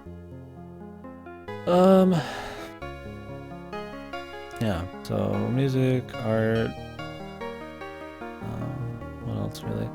I guess we'll talk about the gameplay. I mean, we'll save the most important shit for last, which is story. Gameplay, I thought the gameplay was fine. I think as an adventure game, it's not as interesting, of course. Like, you do use items, but the item usage is, you know, pretty basic stuff that you just kind of use on people or to get through a certain scene. It's not really like puzzly, which is fine. Not a big deal. Feels... I wouldn't say unnecessary. I think it's lightly enough used that it's fine. And most of the items aren't super hard to find in the first place, so you're not really guessing that long. Apparently it was a little more of a bitch in the original. I can only talk for the remake, but I think the item usage and stuff is fine in this. I really do like the flowchart usage. I like how visually it fills out. I do like that you get to jump around and pick different areas in the flowcharts and you have to plan your attack a little more. I think that it could use like another 10 jewels. And I do think that jewels should not be deleted upon reloading. They should be deleted if you just choose to delete them. So that kind of made for a lot of like pointless menuing and stuff. It wasn't a big deal, but if you forgot to set something down, or if you didn't set your jewels right, you had to redo a lot of stuff. So it could... Quality of life was kind of all over the place with the jewel thing, and if they just gave you like maybe even 5 more, I feel like you could safely put more stuff down. And that was the problem, especially like Ayumi route and stuff. There's a lot of times where you just lose your items, and there's like no point for losing them, so you have to re-go get them because you used them in the wrong order. So it's just kind of like, if I could just set down a few more, I could still solve the puzzles and think about things, but it wouldn't be as annoying. Apparently the original had a way slower skip speed and all that kind of stuff. This was pretty quick. I mean, we just ran through 3 routes in about an hour or something. Well, I mean, it's quicker, but you still have to click through everything. And that's where I think segueing into the hint system was good. Then you do just neat with the zoom in through space and time and stuff. Yeah, I think within the route, the story, it's cool. I think using the flowchart and how it relates to the actual story, they interweave it well in the main game. In the other world, it's not even a thing. So I think, yeah, it's tightly thrown in there. I think it's cool. I mean, sure, you know, you're not doing micro time travel gameplay stuff, but I think the flowchart is probably one of the more interesting flowcharts. Especially for like the first flowchart, probably in a VN or something. I think it's used in a fun way. It's fun getting all the different routes and seeing how it all fills out and where each route could be, you know, who's where. I don't think using a guide is... You shouldn't use a guide on this. I think it's really Dumbo mode. The original maybe, but this isn't necessary. You can figure everything out unless your brain's small, and I don't think the order is really a huge deal. I think maybe doing Ayumi's first or something is okay, just because it's the least sci-fi one. You get a lot bigger reveals from the others. There is a order, technically. I mean, you do need stuff from different routes, endings to get stuff. Like, I think you have to do Ayumi, then the reporter, and then Lucina, and then after that you have to do part of the red route to get to finish Mio's, and Yeah, I mean, overall, there might be optimal ways to enjoy the story, but I don't think it's a big deal, and the game isn't like super hard or nothing. I mean, it's really more just quality of life shit. A lot of zooming back and stuff. And you don't have a lot of gems at the beginning, so setting some of those things around is annoying. I think another problem with the gameplay is the fucking clicking, dude. The amount of arbitrary ass amount of times you have to click completely random shit for something to reappear as clickable to finally let you progress is absurd. Like, you'll see times where I just click the same empty spot like 20 times just so that the fucking original spot that I grayed out goes to white again so I can continue on. It just wants you to like randomly search for a certain amount of time until you know, like just to explore or something until it's ready to like have you move on. I guess just to read more of the dialogue. That happens a lot. And the thing is, with this system, it does tell you that that's a thing, so it's not as big a deal, but in the original, it must have been a fucking bitch, dude. Imagine clicking on something with no indicator that you can click anything. Just old school adventure game style. Clicking on something, and then having to go click 1,000 more things, and then just knowing you could go and click that again. And it's so random, and without the system that tells you when you can click and where you can click, I think how annoying the gameplay would be a huge bitch. And I like point and clicks a lot. I like the point and clicks, but as rare a point and click is that it's arbitrary with its examinations. I mean, usually you click it and either something happens or it tells you everything right away, and then you just use stuff on other stuff, and it's not, I mean, there was times you could click the same thing like 10 times for dialogue and just give it to me all at once, or you know, in a couple clicks, you know, like that's what the other ones would do. You click it once, good dialogue, and then click it one more time and it just kind of gives you like a little spurt dialogue like AI or something, and that's it. I mean, I get sometimes there needs to be a sequence because they do say a lot of things and there's a lot of voices and stuff going on. But a lot of times it felt really unnecessary, like annoying. And it wasn't bad in this version, but I imagine that was really bad in the original. A lot of just like run to this place and walk into this room and this kind of bullshit. And there were definitely some routes where you had to just run around and in no particular reason or order. Like, you have to go look for somebody, so you just run into like random rooms and shit, and then it just triggers stuff. There's a lot of better examples would be just flags for people to appear. You just have to, like, in the game, waste your time in a way, but you have to go to specific places to waste that time. Like, you can go to his room and nothing happens in his room, but if you randomly go to his room at this time, that means somebody's now in front of the school door, and that happens a lot. Yeah, Kana's was really bad with that. I think Mio around there had some of that too. A lot of just flags, man. Very beginning of the game had a lot of that Nayumi's route. You just jump around like a madman, and I thought gameplay wise that was pretty dog shit. Not much they can do to like change that. I wouldn't want them to really change that too much from the original, but that might not be the intent of the creators and stuff. They might want you just to run around to feel like you're in the world more. But that was pretty pointless. And that kind of shows, that and the clicking kind of shows how much they want to just see you to spin your wheels for whatever reason. So, yeah. Gameplay wise, that's really about it. I think it would have been more immersive to probably play it like the original, where you actually just click random things and then, you know, like original adventure game style. But I think the amount of annoyingness that comes with that, in the quality of life sense, would not make it more fun. I don't think the payoff and immersion would be worth the pain in the ass it would be.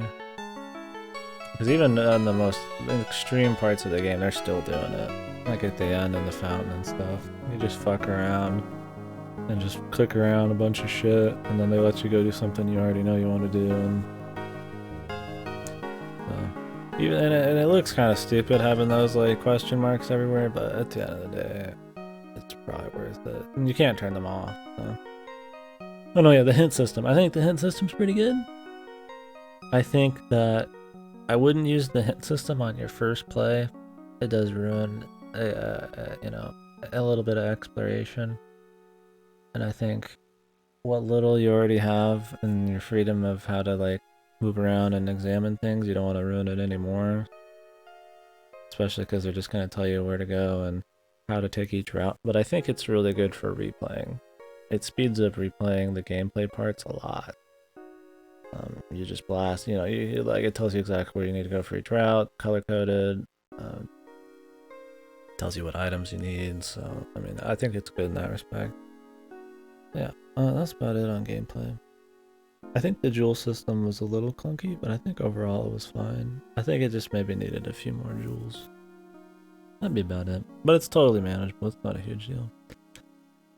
If your brain's not on correctly, I guess it could be a huge problem. Or if you don't play a lot of VNs, so you don't think about where you want to put saves more. I guess that could be a deal. I mean, the problem with having less gems was I had to get rid of some of them, save on gems, and then I found that I would need to reload that section. So really, maybe my brain wasn't screwed on enough. I don't know. There's a lot of points where I had to redo a lot of shit. Well, it wasn't like a huge deal. It could have been a lot worse. When you fuck up a couple gems here and there, thinking you're good, and you gotta replay the whole route, which could be, you know, 30-minute experience. Original, I imagine that's even worse, but anyways, oh yeah, the voice acting. I guess that's another sound thing. The voice acting was really good. I mean, almost everything's voiced. The deliveries were good. If there was ever a problem with voice acting, it was more on the writing. Like having Pakia be overly emotional all the time would make me annoyed hearing his voice, but it wasn't really the voice acting's fault. Properly emotional. Yeah, the voice actors were all good. I can't even think of any I didn't like. I don't know how they were in the original. Don't really care too much. These were more than serviceable. A lot of variety of voices. They did good, like, you know, a lot of interesting voices, like, you know, Erica was kind of like lips, you know, closer together, kind of like whispery voice, but I thought that was a kind of cool, and it made them seem very different, you know. Like you get the deadpan delivery of Kana, and then you get Mia's more sundry delivery, cutesy delivery, and then you had, you know, the stepmom who sounded really cutesy and stuff, but she still seemed like, you know, like an older professional lady, and I think they did a really good job with the voice acting. It's really good. Yeah. Yeah, but the story? Story. I think we're on story. I don't even know where to begin. I guess we could just talk about each route then.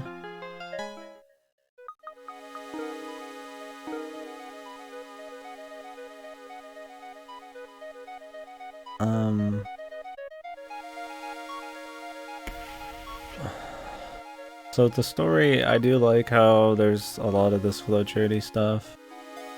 A lot of it's, you know, just supplementary scenes and stuff, and I like because of the flowchart. You do get a touch up on other characters as you go along. The story does try to make sure that you see kind of what the events of the other routes have going on lightly. It's usually just, yeah, like Ayumi's doing something or Mio disappeared. I think sometimes because they try to interweave those kinds of things into people's routes, whether it's actually part of the route or not, it can turn into, like you're just talking about before, a lot of distractions. And there's a lot of times where really important things are happening. And I'm just going to kind of talk about this shit piecemeal. It's kind of hard to talk about the whole thing until the end. But there's, like, you know, times where, you know, like Ayumi storms out or something happens where Ayumi thinks, you know, you don't want to fucking pork her or some shit. And so you run after her, and it's a very, you know, intense scene that, you know, you like, yeah, a real person would be running after this person or trying to, you know, get a hold of them somehow and, you know, make up with them. And then he kind of just gets sidetracked for a really long time, and that happens in a lot of scenes. Mio, when he needs to make up with Mio, it happens. Kana, it happens, but it's a little more part of the story than Kana's. He even brings it up a lot. He's like, "Why am I not helping Kana here?" You know, like it's part of the story, so that's not a big deal. But yeah, I think that kind of stuff is one of the downsides to trying to make sure everybody still kind of exists in each route. For the most part, though, they make sure that the focus is on those characters, and I think they do a good job of that. I think overall, this part of the whole game is like really good. I think it's good. I think that while there's not a whole lot of huge moments for me, everything's still really entertaining. A lot of the dialogue's cool. Like a lot of the pervy dialogue, and it blends, you know, just enough sci-fi stuff in there with drama and romance that it always stays pretty cool. Each route feels pretty diverse, especially, you know, by the halfway point. They get pretty different, but they all still feel like, you know, they exist in the world. You know, like you're discovering secrets and Mios of, you know, Triangle Mountain, but you're still doing a lot of, you know, personal stuff with their, you know, Ayumi's is more. You learn a little bit about the sci-fi stuff that the geotechnics does, and, you know, a lot more criminal shit, and, you know, this is more the Ryuzoji fucking Erica thing, and, you know, Kana's is one of the more unnecessary ones, but the reporter thing, you know, brings in the hypersense stuff, and you go to a lot of different places, and each character feels really diverse. I think the characters are all really good in this, for the most part, I'd say. I think how some of them are handled or whatever, but I think, you know, like Ayumi feels very significant compared to each person. They all feel very different, but they all feel relatively fleshed out. The main chicks.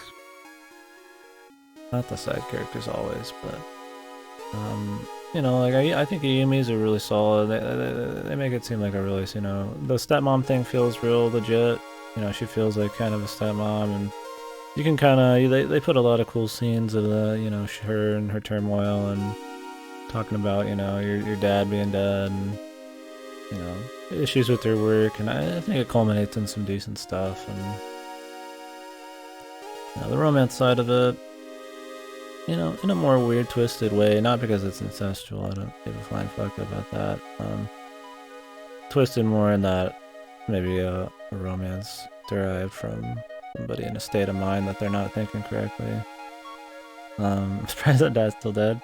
He's not dead, he's traveling in the intervals between time and dimensions.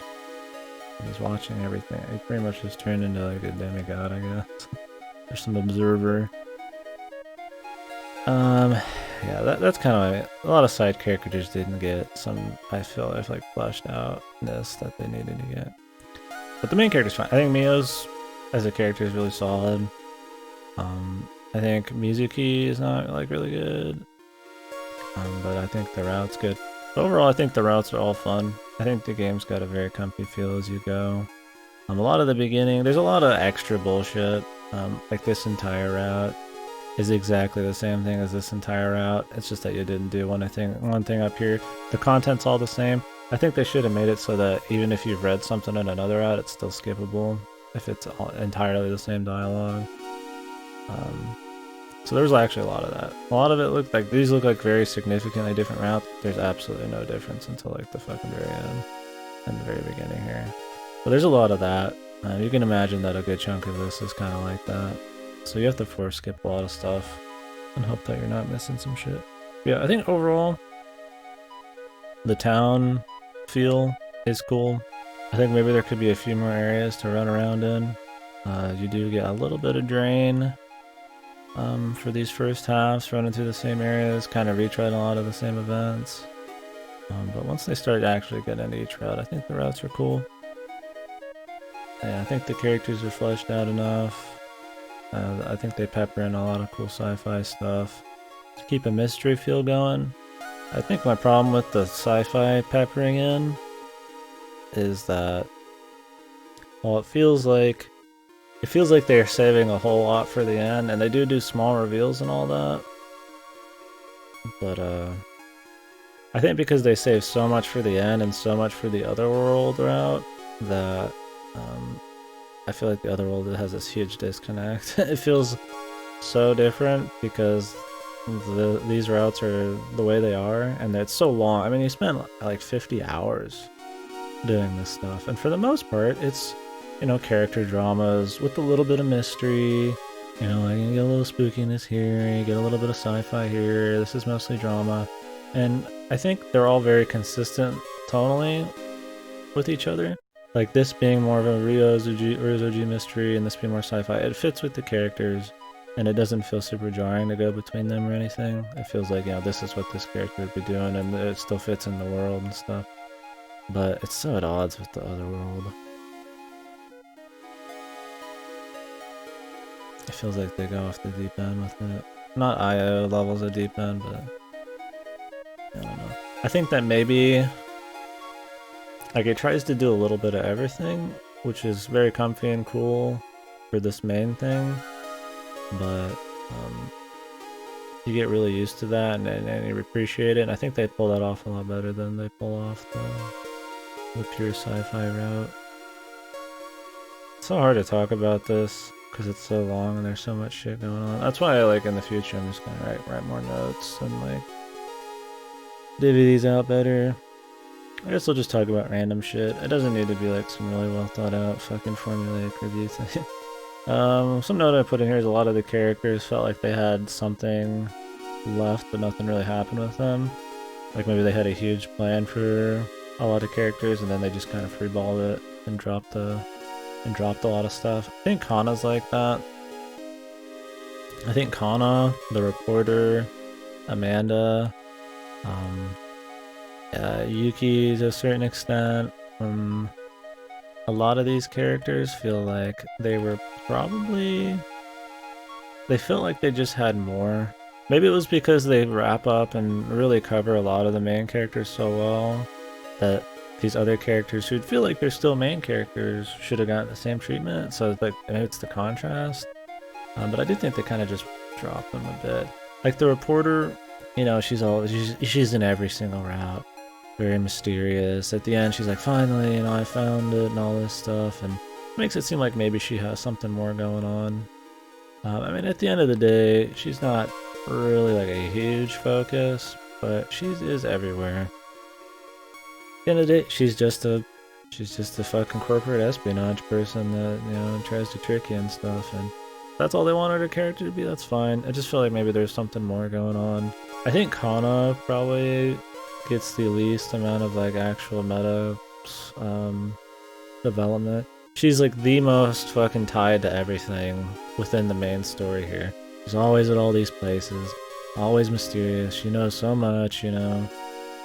She's physically like tied to the events going on. Like when they're mining and stuff's happening, she's like gets like sick and stuff. I don't even know if they explain that. Maybe I missed that. Her being sick when stuff happens, like all of these crazy events and stuff, and you're kind of just left to figure out a lot of her stuff very indirectly through the otherworld route, which was one of the biggest problems with Amanda. Is I feel like Amanda's characters, while she had some okay moments, she's kind of just at the end just kind of written off to just fit kind of story, and I feel like there really was supposed to be more to like kind of give you the full piece with Kana's story through that. I feel like most of Kana's things are saved to be kind of these meta things that you figure out later about what's going on, but really when you find all of it out, it's not really anything. I mean, Amanda just gets shot out of a space chute, dude. And then she just ends up on Earth and has a kid, you know, like that's it. That's Kana, you know? And I mean, yeah, his dad used Kana to, and, you know, started taking care of her and stuff, and used her to help him, you know, try to stop things happening, like the digging and all that. But at the end of the day, it was pointless, you know, there's nothing that ever came of that. She felt like there's supposed to be something happening. Mitsuki was the same way. While the Ryuzoji parts and the Erika parts were really interesting, Mitsuki she was in a lot of routes. And they always bring her up as this, you know, oh, they had a past romance, and, you know, oh, she's this seducer lady, and, you know, maybe she's really cool or something. And then her character just boils down to being just some bitch who gets mind controlled all the time. And I guess she liked Ryuzoji a lot.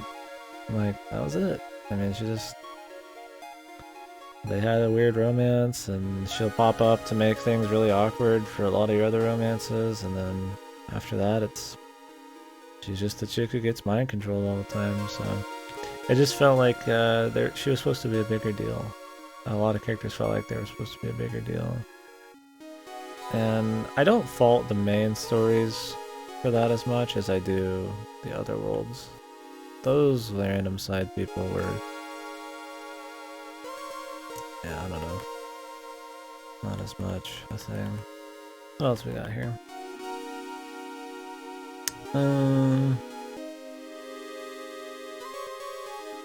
Yeah.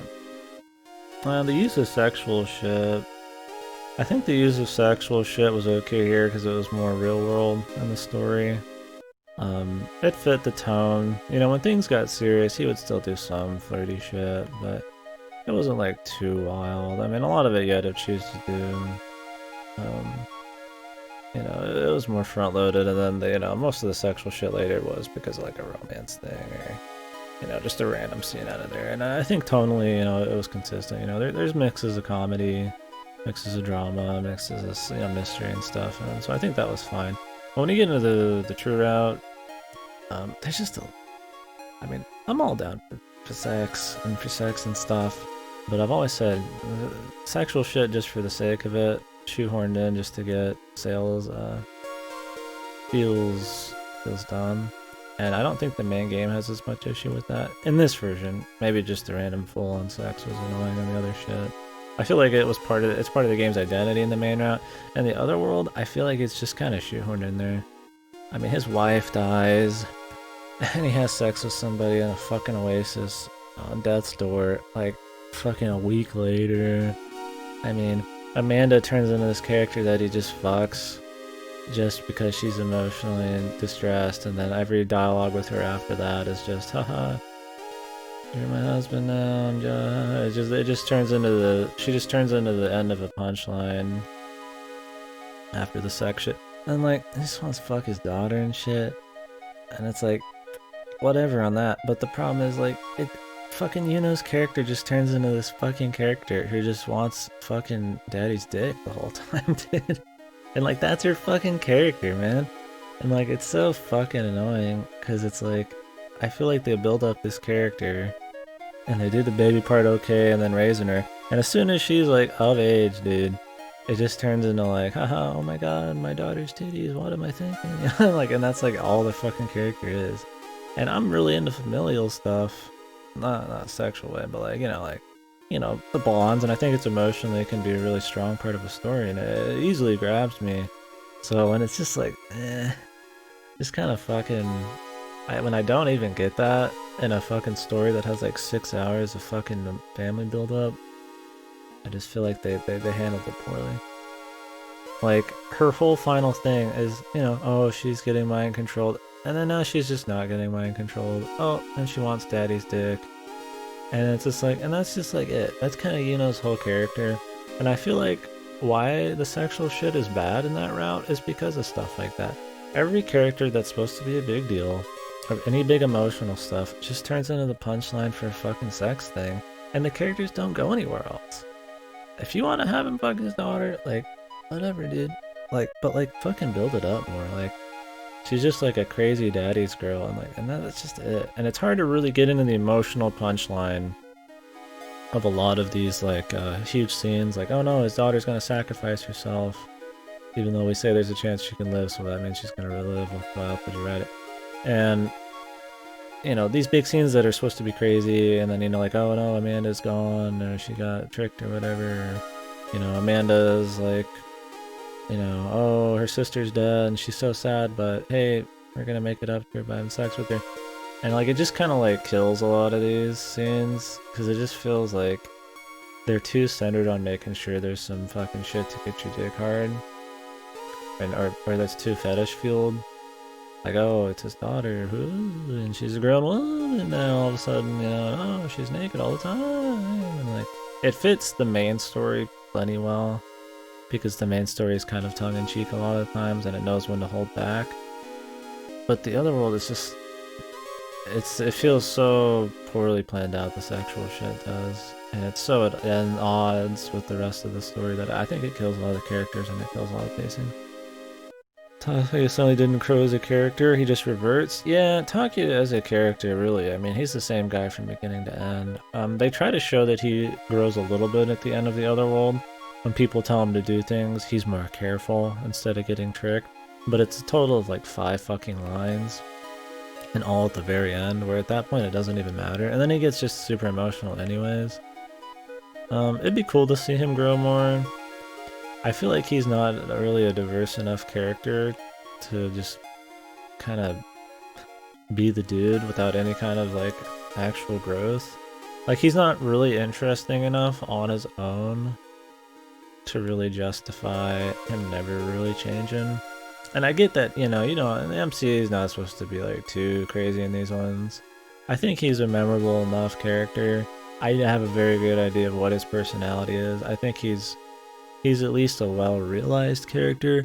I just think that, yeah, he doesn't really have any crazy character arcs. I mean, he turns into a family man, but then he's just kind of the same dude. And he has the very surface level, you know, need to take care of his family and stuff, but it doesn't feel like super deep coming from him a lot of times. He gets very emotional and very crazy and everything, but he gets emotional and very defensive and like tries to be this helpful guy everywhere, so you kind of get used to that. I don't know, yeah, I feel like it's not really as much about him, I guess, at the end of the day. He's just kind of your vehicle. Even though like it's his dad and all his stuff, it's a lot more, I feel like, about the other characters and the sci-fi. He's just kind of there. Not as much as your typical self-insert. Like, it's definitely more about him. But like, I feel like I don't really care about Takuya's development as a person and his like journey as much as I care about just the things going on.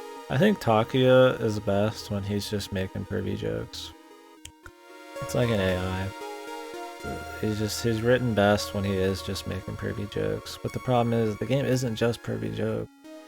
So I feel like he's just this like almost inhuman level of fucking like Dumbo emotional. Which I think I'll get into that later. Yeah. Main character was almost too dumb and emotional. Smooth when it came to sex stuff, but absolute joke-worthy levels of intelligence elsewhere to an unnecessary degree that made it hard to think of him as a normal human sometimes. Haha. That's what I put in there. And I think that's a good way of putting it. Because I put it that way, so of course I'm gonna think it's good. But he was so overkill in a lot of scenes. I feel like they're trying to oversell the emotion in so many scenes, especially through him, that it did the opposite, man. He was just too stupid at times. There was too much coincidental writing, and that was my biggest problem with all the writing in the main route. It's just too coincidental half the time, man. Like, oh, he just happens to do this, or he just happens to make all these horrible social mistakes. Like, especially Ayumi's route with when and where he chooses to confront people and when he doesn't say certain things. The letter in the temple? Yeah. Yeah. Yeah. Suddenly prison badass. Yeah. Yeah, the letter is very coincidental. Oh, they just didn't read the letter. He just happened to forget that she wrote that letter. He just happens to do this and that. There's just so many things that instead of feeling like a very, instead of the letter, they could have just written that the guards were just searching for her and it took 4 years and they finally found her, or somebody was traveling here for some reason or something. Instead, it's always like he makes a mistake. He steps on a twig. He sneezes here. He does something there. And it's like, I get it. The character doesn't need to be super smart, but it was almost an unfucking realistic amount of just fucking stumbling, bumbling, just dumb shit just to make sure that events could keep going on. And while it did piss me off sometimes in the main story, it was really at its worst in the other world. I think all the biggest problems with the main story are not a huge thing, and they always end up being way worse in the other world stuff. I really like the other worlds. I really respect the gimmick, going full isekai and all that shit. And I think that's a totally fine way to explain things and all that. I think the other world just so at ends with the rest of the story. I feel like it could have been integrated a little better. Either it's more sci-fi here, maybe some time going between them. I don't know. I'll get into it more later, but it takes away from the tragedy. Yeah, exactly. It's hard to be into a very human tragedy or emotional story or something when the character feels almost inhuman. You know, like it's the emotions displayed and stuff like that. It's so hard to relate with something like that, like I'm supposed to, when it's not even like it's just nobody would ever do it. Like there's people who are dumb, man, but like fucking hell, dude. Like, I don't need a perfect MC. I don't need everybody to be a huge brain, L, fucking Lelouch mode or something. You know, it's fine. I'm not saying that he needs to be super, you know, like Locke or something, you know, super really good at everything, but like, it would be cool if the writing wasn't so based on coincidence and very dumb emotional stuff. I think they write him a little too emotional too, not even just for plot convenience. But man, he really, I mean, maybe it's the voice actor, I don't know, which isn't a fault of the voice actor, but man, he just really gets fucking pissed. Really emotional, and they make him extra stupid when he does it. So I mean, I guess that's consistent with human emotion. People get really dumb when they're fucking angry, but it's like, he's just too much, dude. Grasp of cause and effect, yeah, exactly. It feels stupid. He forgets so much stuff, and not because of the time stuff. He forgets stuff within the own route, within like a few days or something, you know? And it's just, and I feel like it's because they want to make it seem more mysterious. They don't, like maybe the player will find this and the MC didn't find it. But it annoys me. I'd rather that it's like, you know, the MC, they write it so that the MC would notice obvious things and then the player notices the more subtle shit that of course the MC wouldn't know. But instead, they try to make it so that the really obvious shit isn't noticed by the MC so that you can notice it. I feel like it makes the story shittier. Like if a normal human being could figure out something very small or remember something very dumb, then like the main character can do it too. It's okay, you know. Like just if you want me to fucking think about stuff, just change the writing a bit. But yeah.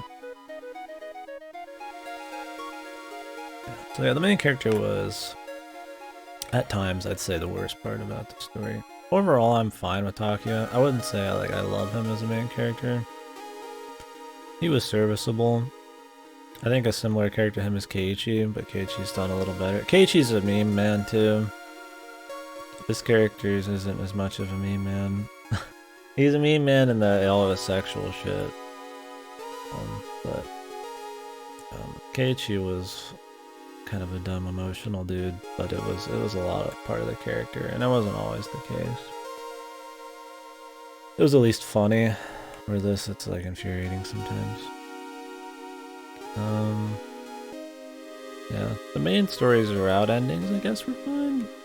Usually they're different. It's usually just a small branch at the end. I mean, you can see it here. It's just two endings, and there's like an extra one here.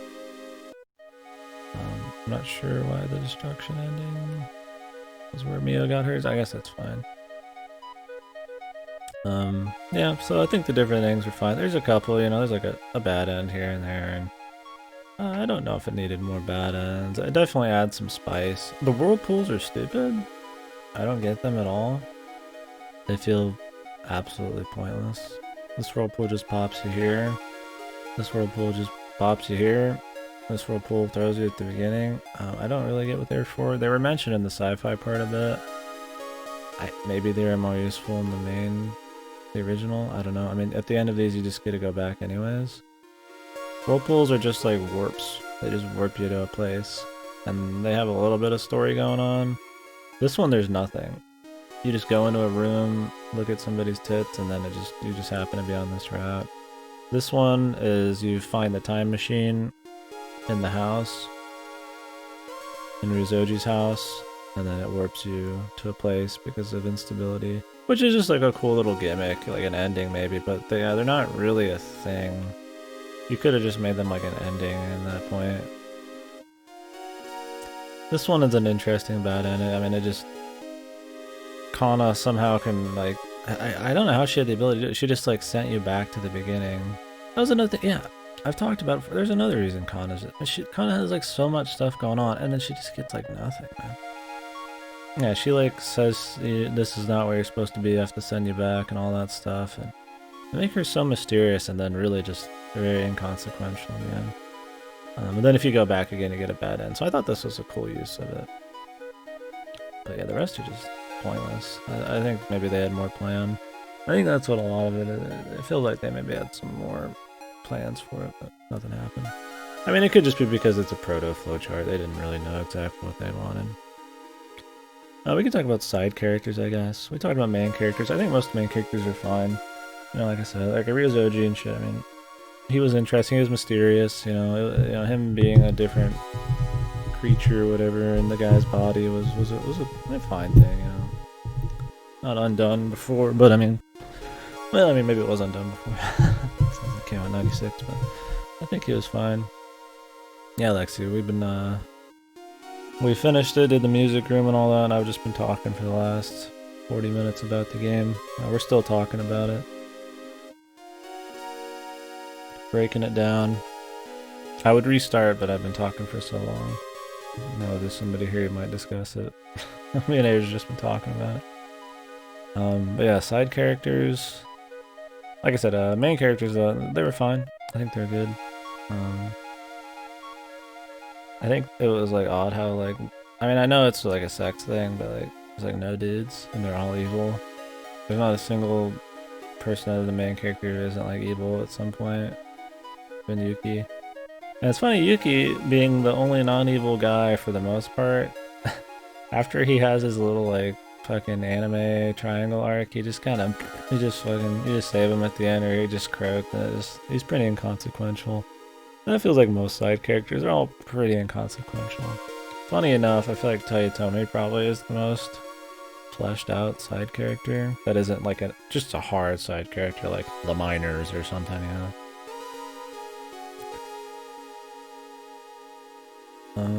Yeah.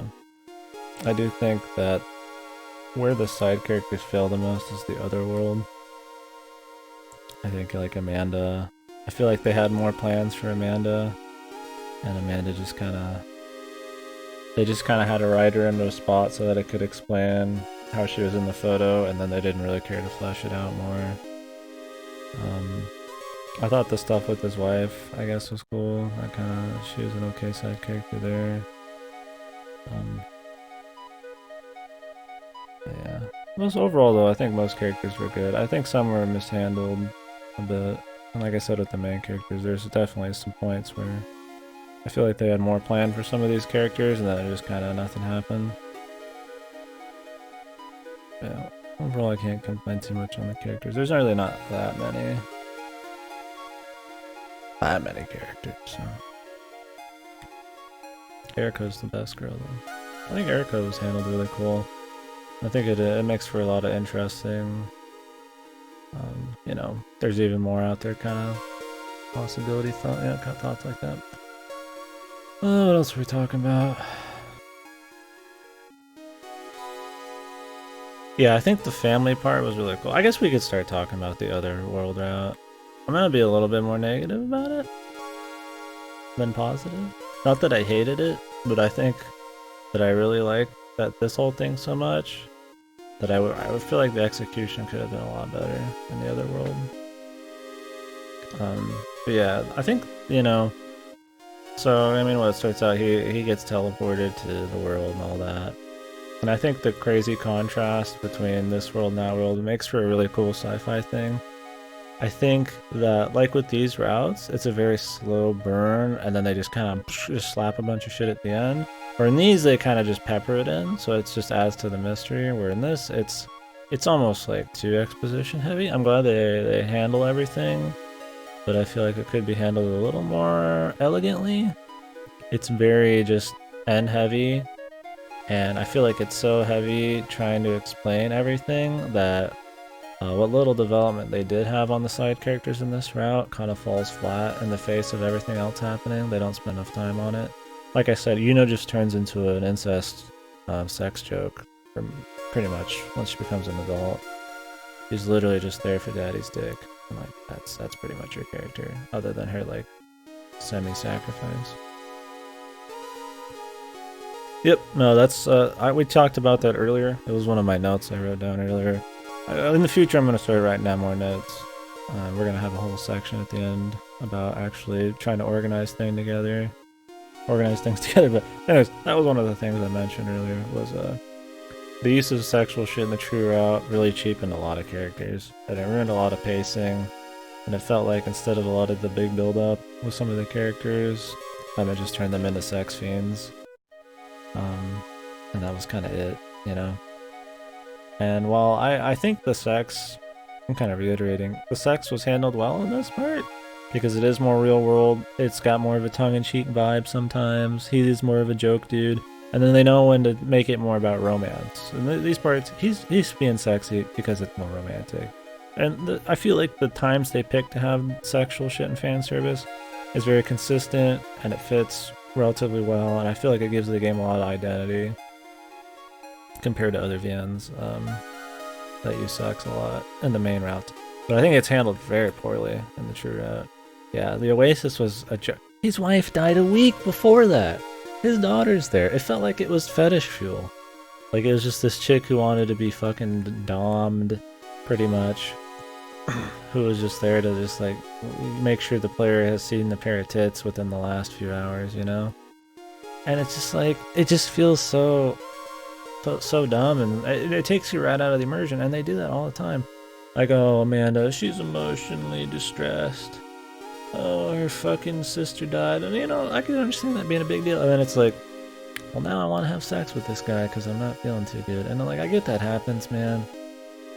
And that's probably the least shitty one out of all of them. But the problem with that sex scene is it just turns her into this fucking, like, bitch who just fawns over the main character for the rest of the story. Amanda goes from being this possibly cool, badass chick who's the resistance leader to somebody who's just like, okay, well, you explain everything to me. Guess I don't hate the government anymore. Also, I want to have sex with Takia all the time now. And, like, that's just her character. She ends up being cool, and then she just turns into, like, just nothing, dude.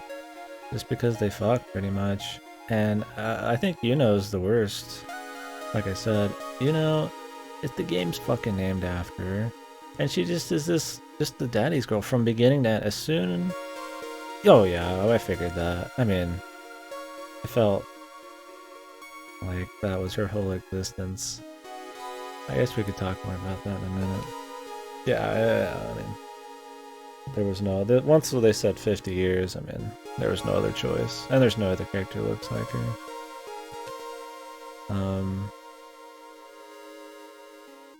Yeah, and like I said, I think Yuno is handled very poorly. I think Yuno's handled so poorly when it's so easy to not handle her that poorly that it just ruins a lot of, like, any of her sacrifice, her mind control stuff.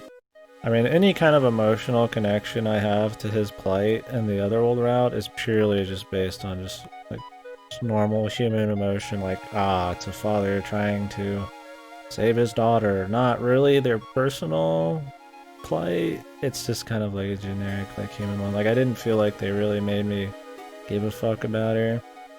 I think I was probably more bothered by Celeste Knight. I think they handled the Celeste build-up well. Although you don't really get to go into her stuff, you can kind of figure out some of it. It's possible he's Kana's father. I don't think so. Maybe. Oh, he is Kana's father. I was like, is he? Yeah, like, I actually have no idea. Yeah, I think Amanda as a character was really, sadly, a letdown, man. They could have made her really cool. And at the end, I feel like they didn't know what to do with Amanda, or they ran out of time or money or something. So they just have her get sucked into the dimensional vortex just to kind of explain the photo, and then that's just kind of it. We were talking about it earlier, where it just kind of feels like Kana, while tied to so much stuff and is so important in a lot of mysterious ways and stuff, just really never... I feel like they had more planned for her, more stuff going on, and it just kind of ends up being I don't know, just kind of a... Well, I still enjoyed the run. I enjoy the character on a superficial level. Like, I like the deadpan delivery and the way she looks and stuff like that. And I guess the personality. But it just felt like, you know, in part because they tried to save some of her final stuff for Amanda's route, that she just kind of didn't feel that strong. And I blame it more on Amanda's writing than I blame Kana's route. Yeah, he really likes fucking his daughters, man.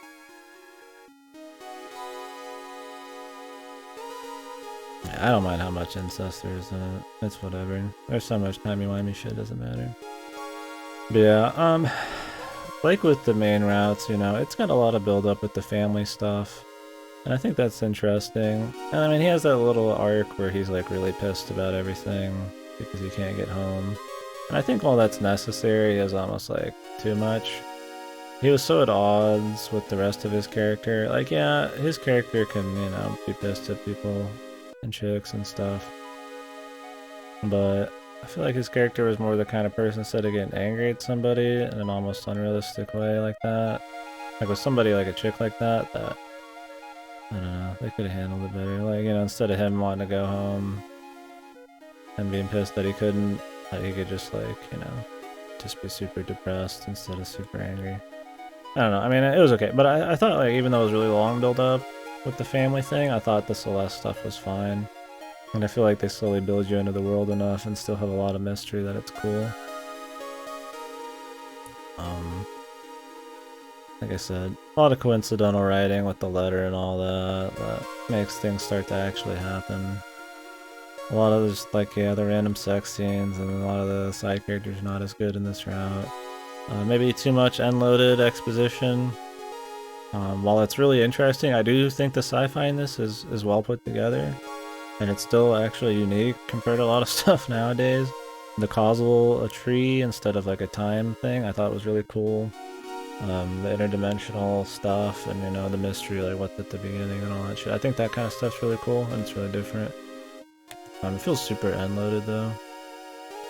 And while it gives this cool sense of mystery throughout the entire game, it feels like I said, it's so end-loaded that any emotional payoffs you have are kind of whatever. Like, they're just explained everything, and then it's like, oh, the end of the world's here, and I feel like even though they just explained everything, like something like that, like the true importance and like the weight of that really doesn't, it just doesn't feel like as much, especially because they still had to like finish up the Rizoji thing. And it's not that they had so many loose ends at that point that they had to tie them all up at once, but I just feel like it maybe could have handled them a little more elegantly.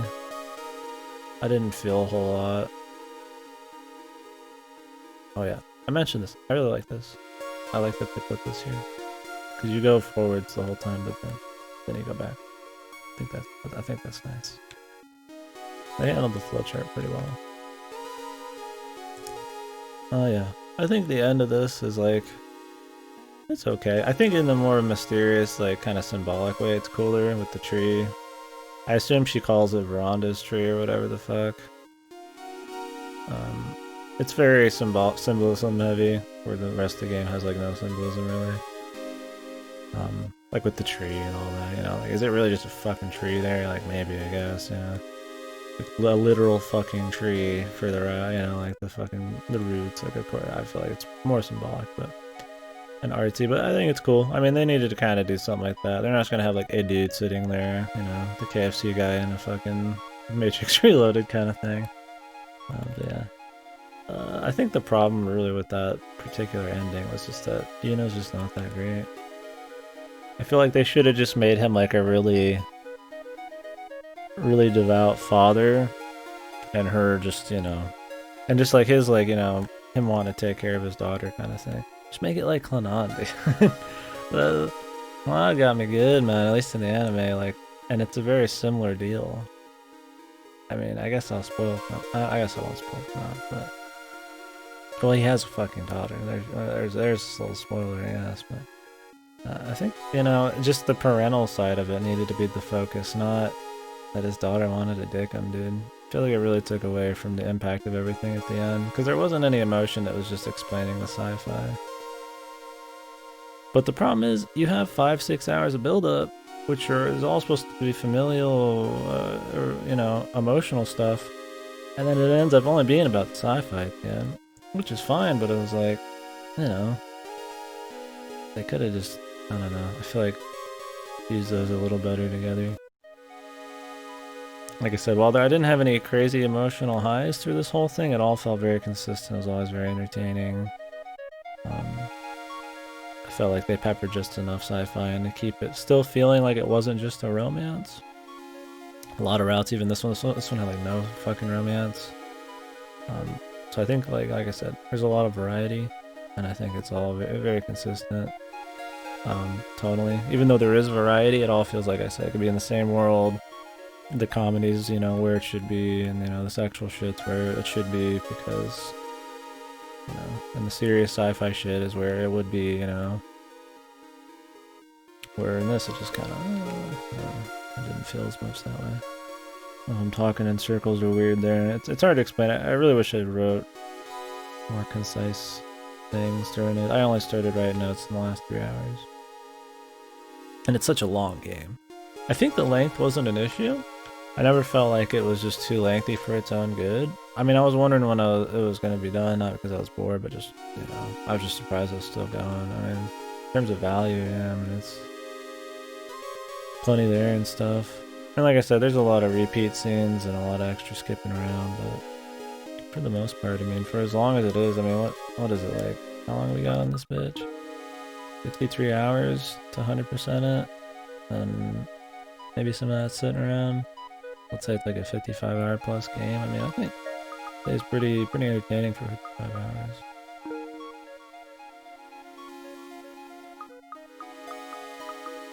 There was definitely some shit that was almost too risky for Twitch. What is this one, dude? Maybe it's a CG of seeing her dead body there. Oh no, wait. I forgot Yuki just dies at the end. He doesn't even live in any of those, dude. I forgot he just fucking died. I guess we didn't see that CG. That's the only CG we didn't see. I like this one. I think that there's a lot of cool CGs. Yeah, this game was almost too risky for Twitch, but overall. I was like, oh shit, dude. But I think that's good in terms of trying to retain the original's feel.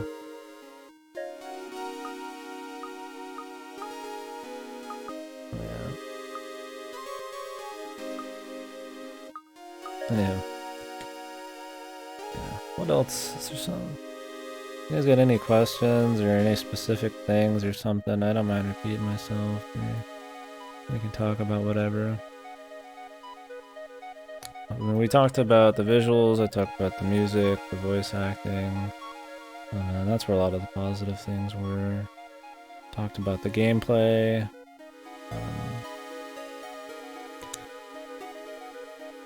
Talked about some of the changes from the remake to this. Within the gameplay and within some of the art and stuff, music. The story is probably the hardest thing to talk about. There's just, I mean, there's so much and there's so much going on. I mean, overall, like I said, I like it. I think it's, I'd call it good. I'd even call it pretty good, you know? I respect very good even, you know, like, it's solid, I like it. I mean, wasn't bored, you know, it was very comfy. I don't think it was trying to always, maybe it was trying to get me. I mean, I wasn't on the edge of my seat, I wasn't like crying ever, but I feel like because it did have so many different tones that maybe it wasn't always intending to be like that. I think for something that tries to, you know, be, you know, funny at times and serious and mysterious and do all these things, that means that I'm never gonna be like just, you know, sitting there bawling or just crazy, the edge of my seat, but I think it makes for a really multifaceted kind of story. I think it succeeds in the most part. Like I said, I do think the other route feels more gimmicky, just more for its time. I like it, and I do wish that games would try to do crazy things like that. I just think it could have been handled more elegantly. But other than that, yeah, I mean, I think it's really good. I would recommend it to people, and I think the remake's a totally valid way of playing it. I think it eliminates a lot of annoying quality of life shit. I think it's faithful for the most part. I don't like it, like I said, some of the puzzle changes and the lack of some CGs and stuff to give you a better sense of the world, but overall, yeah, it's good. I like it. Give the big ol' thumbs up, man. Definitely impressed at a game, it came out almost 23 years ago. That tries to pioneer a lot of gimmicks. Actually succeeds. It's funny because you get games like ZTD, which try to get really gimmicky and try to pander to a wider audience with its storytelling and the graphics and all that stuff. And it comes across as very transparent and very it suffers for it. But this game tries to do that, I guess, a long time ago, and it seems a lot better. I think it's just more thought out. And yeah, like I said, any of the big problems I have would be some small quality of life shit, differences between the remake and this, and some of the main characters, some of the how the characters are handled, and maybe the pacing of some of the sci-fi, the other world route. I don't know. I don't know what else to really say right now.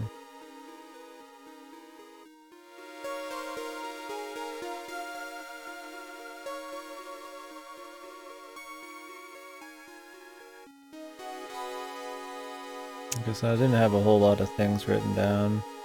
The next game that I do that isn't 3 hours long or something, I'll try to make it more of a thing. Oh yeah, did they ever even explain Najra or whatever the fuck? I mean, I guess they didn't really have to. I mean, I get that it's just a mind control thing, but it's probably a link to the cigars or some bullshit, but I feel like that was another thing they kind of just dropped off the face of the world. I mean, I guess we're just supposed to write it off as some kind of sci-fi technique. They'll let them do crazy stuff to people. I feel like it was always used in a way you couldn't really predict. It was just there for like a twist. Because it wasn't used that often. It was alright.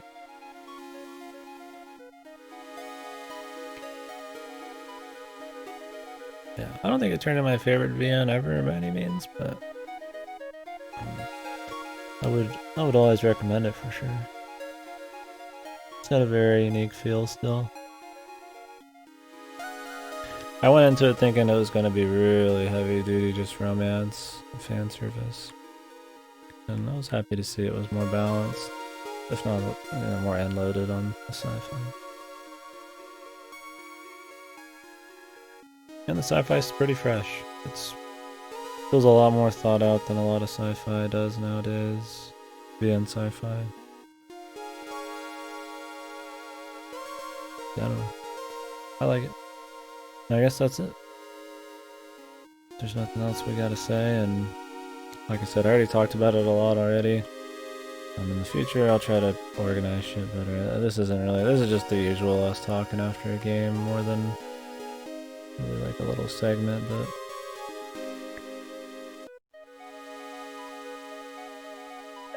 it's it's memorable. I think there's a lot of things I play that within like a week I've already kind of forgotten about most of what happens and stuff like that. I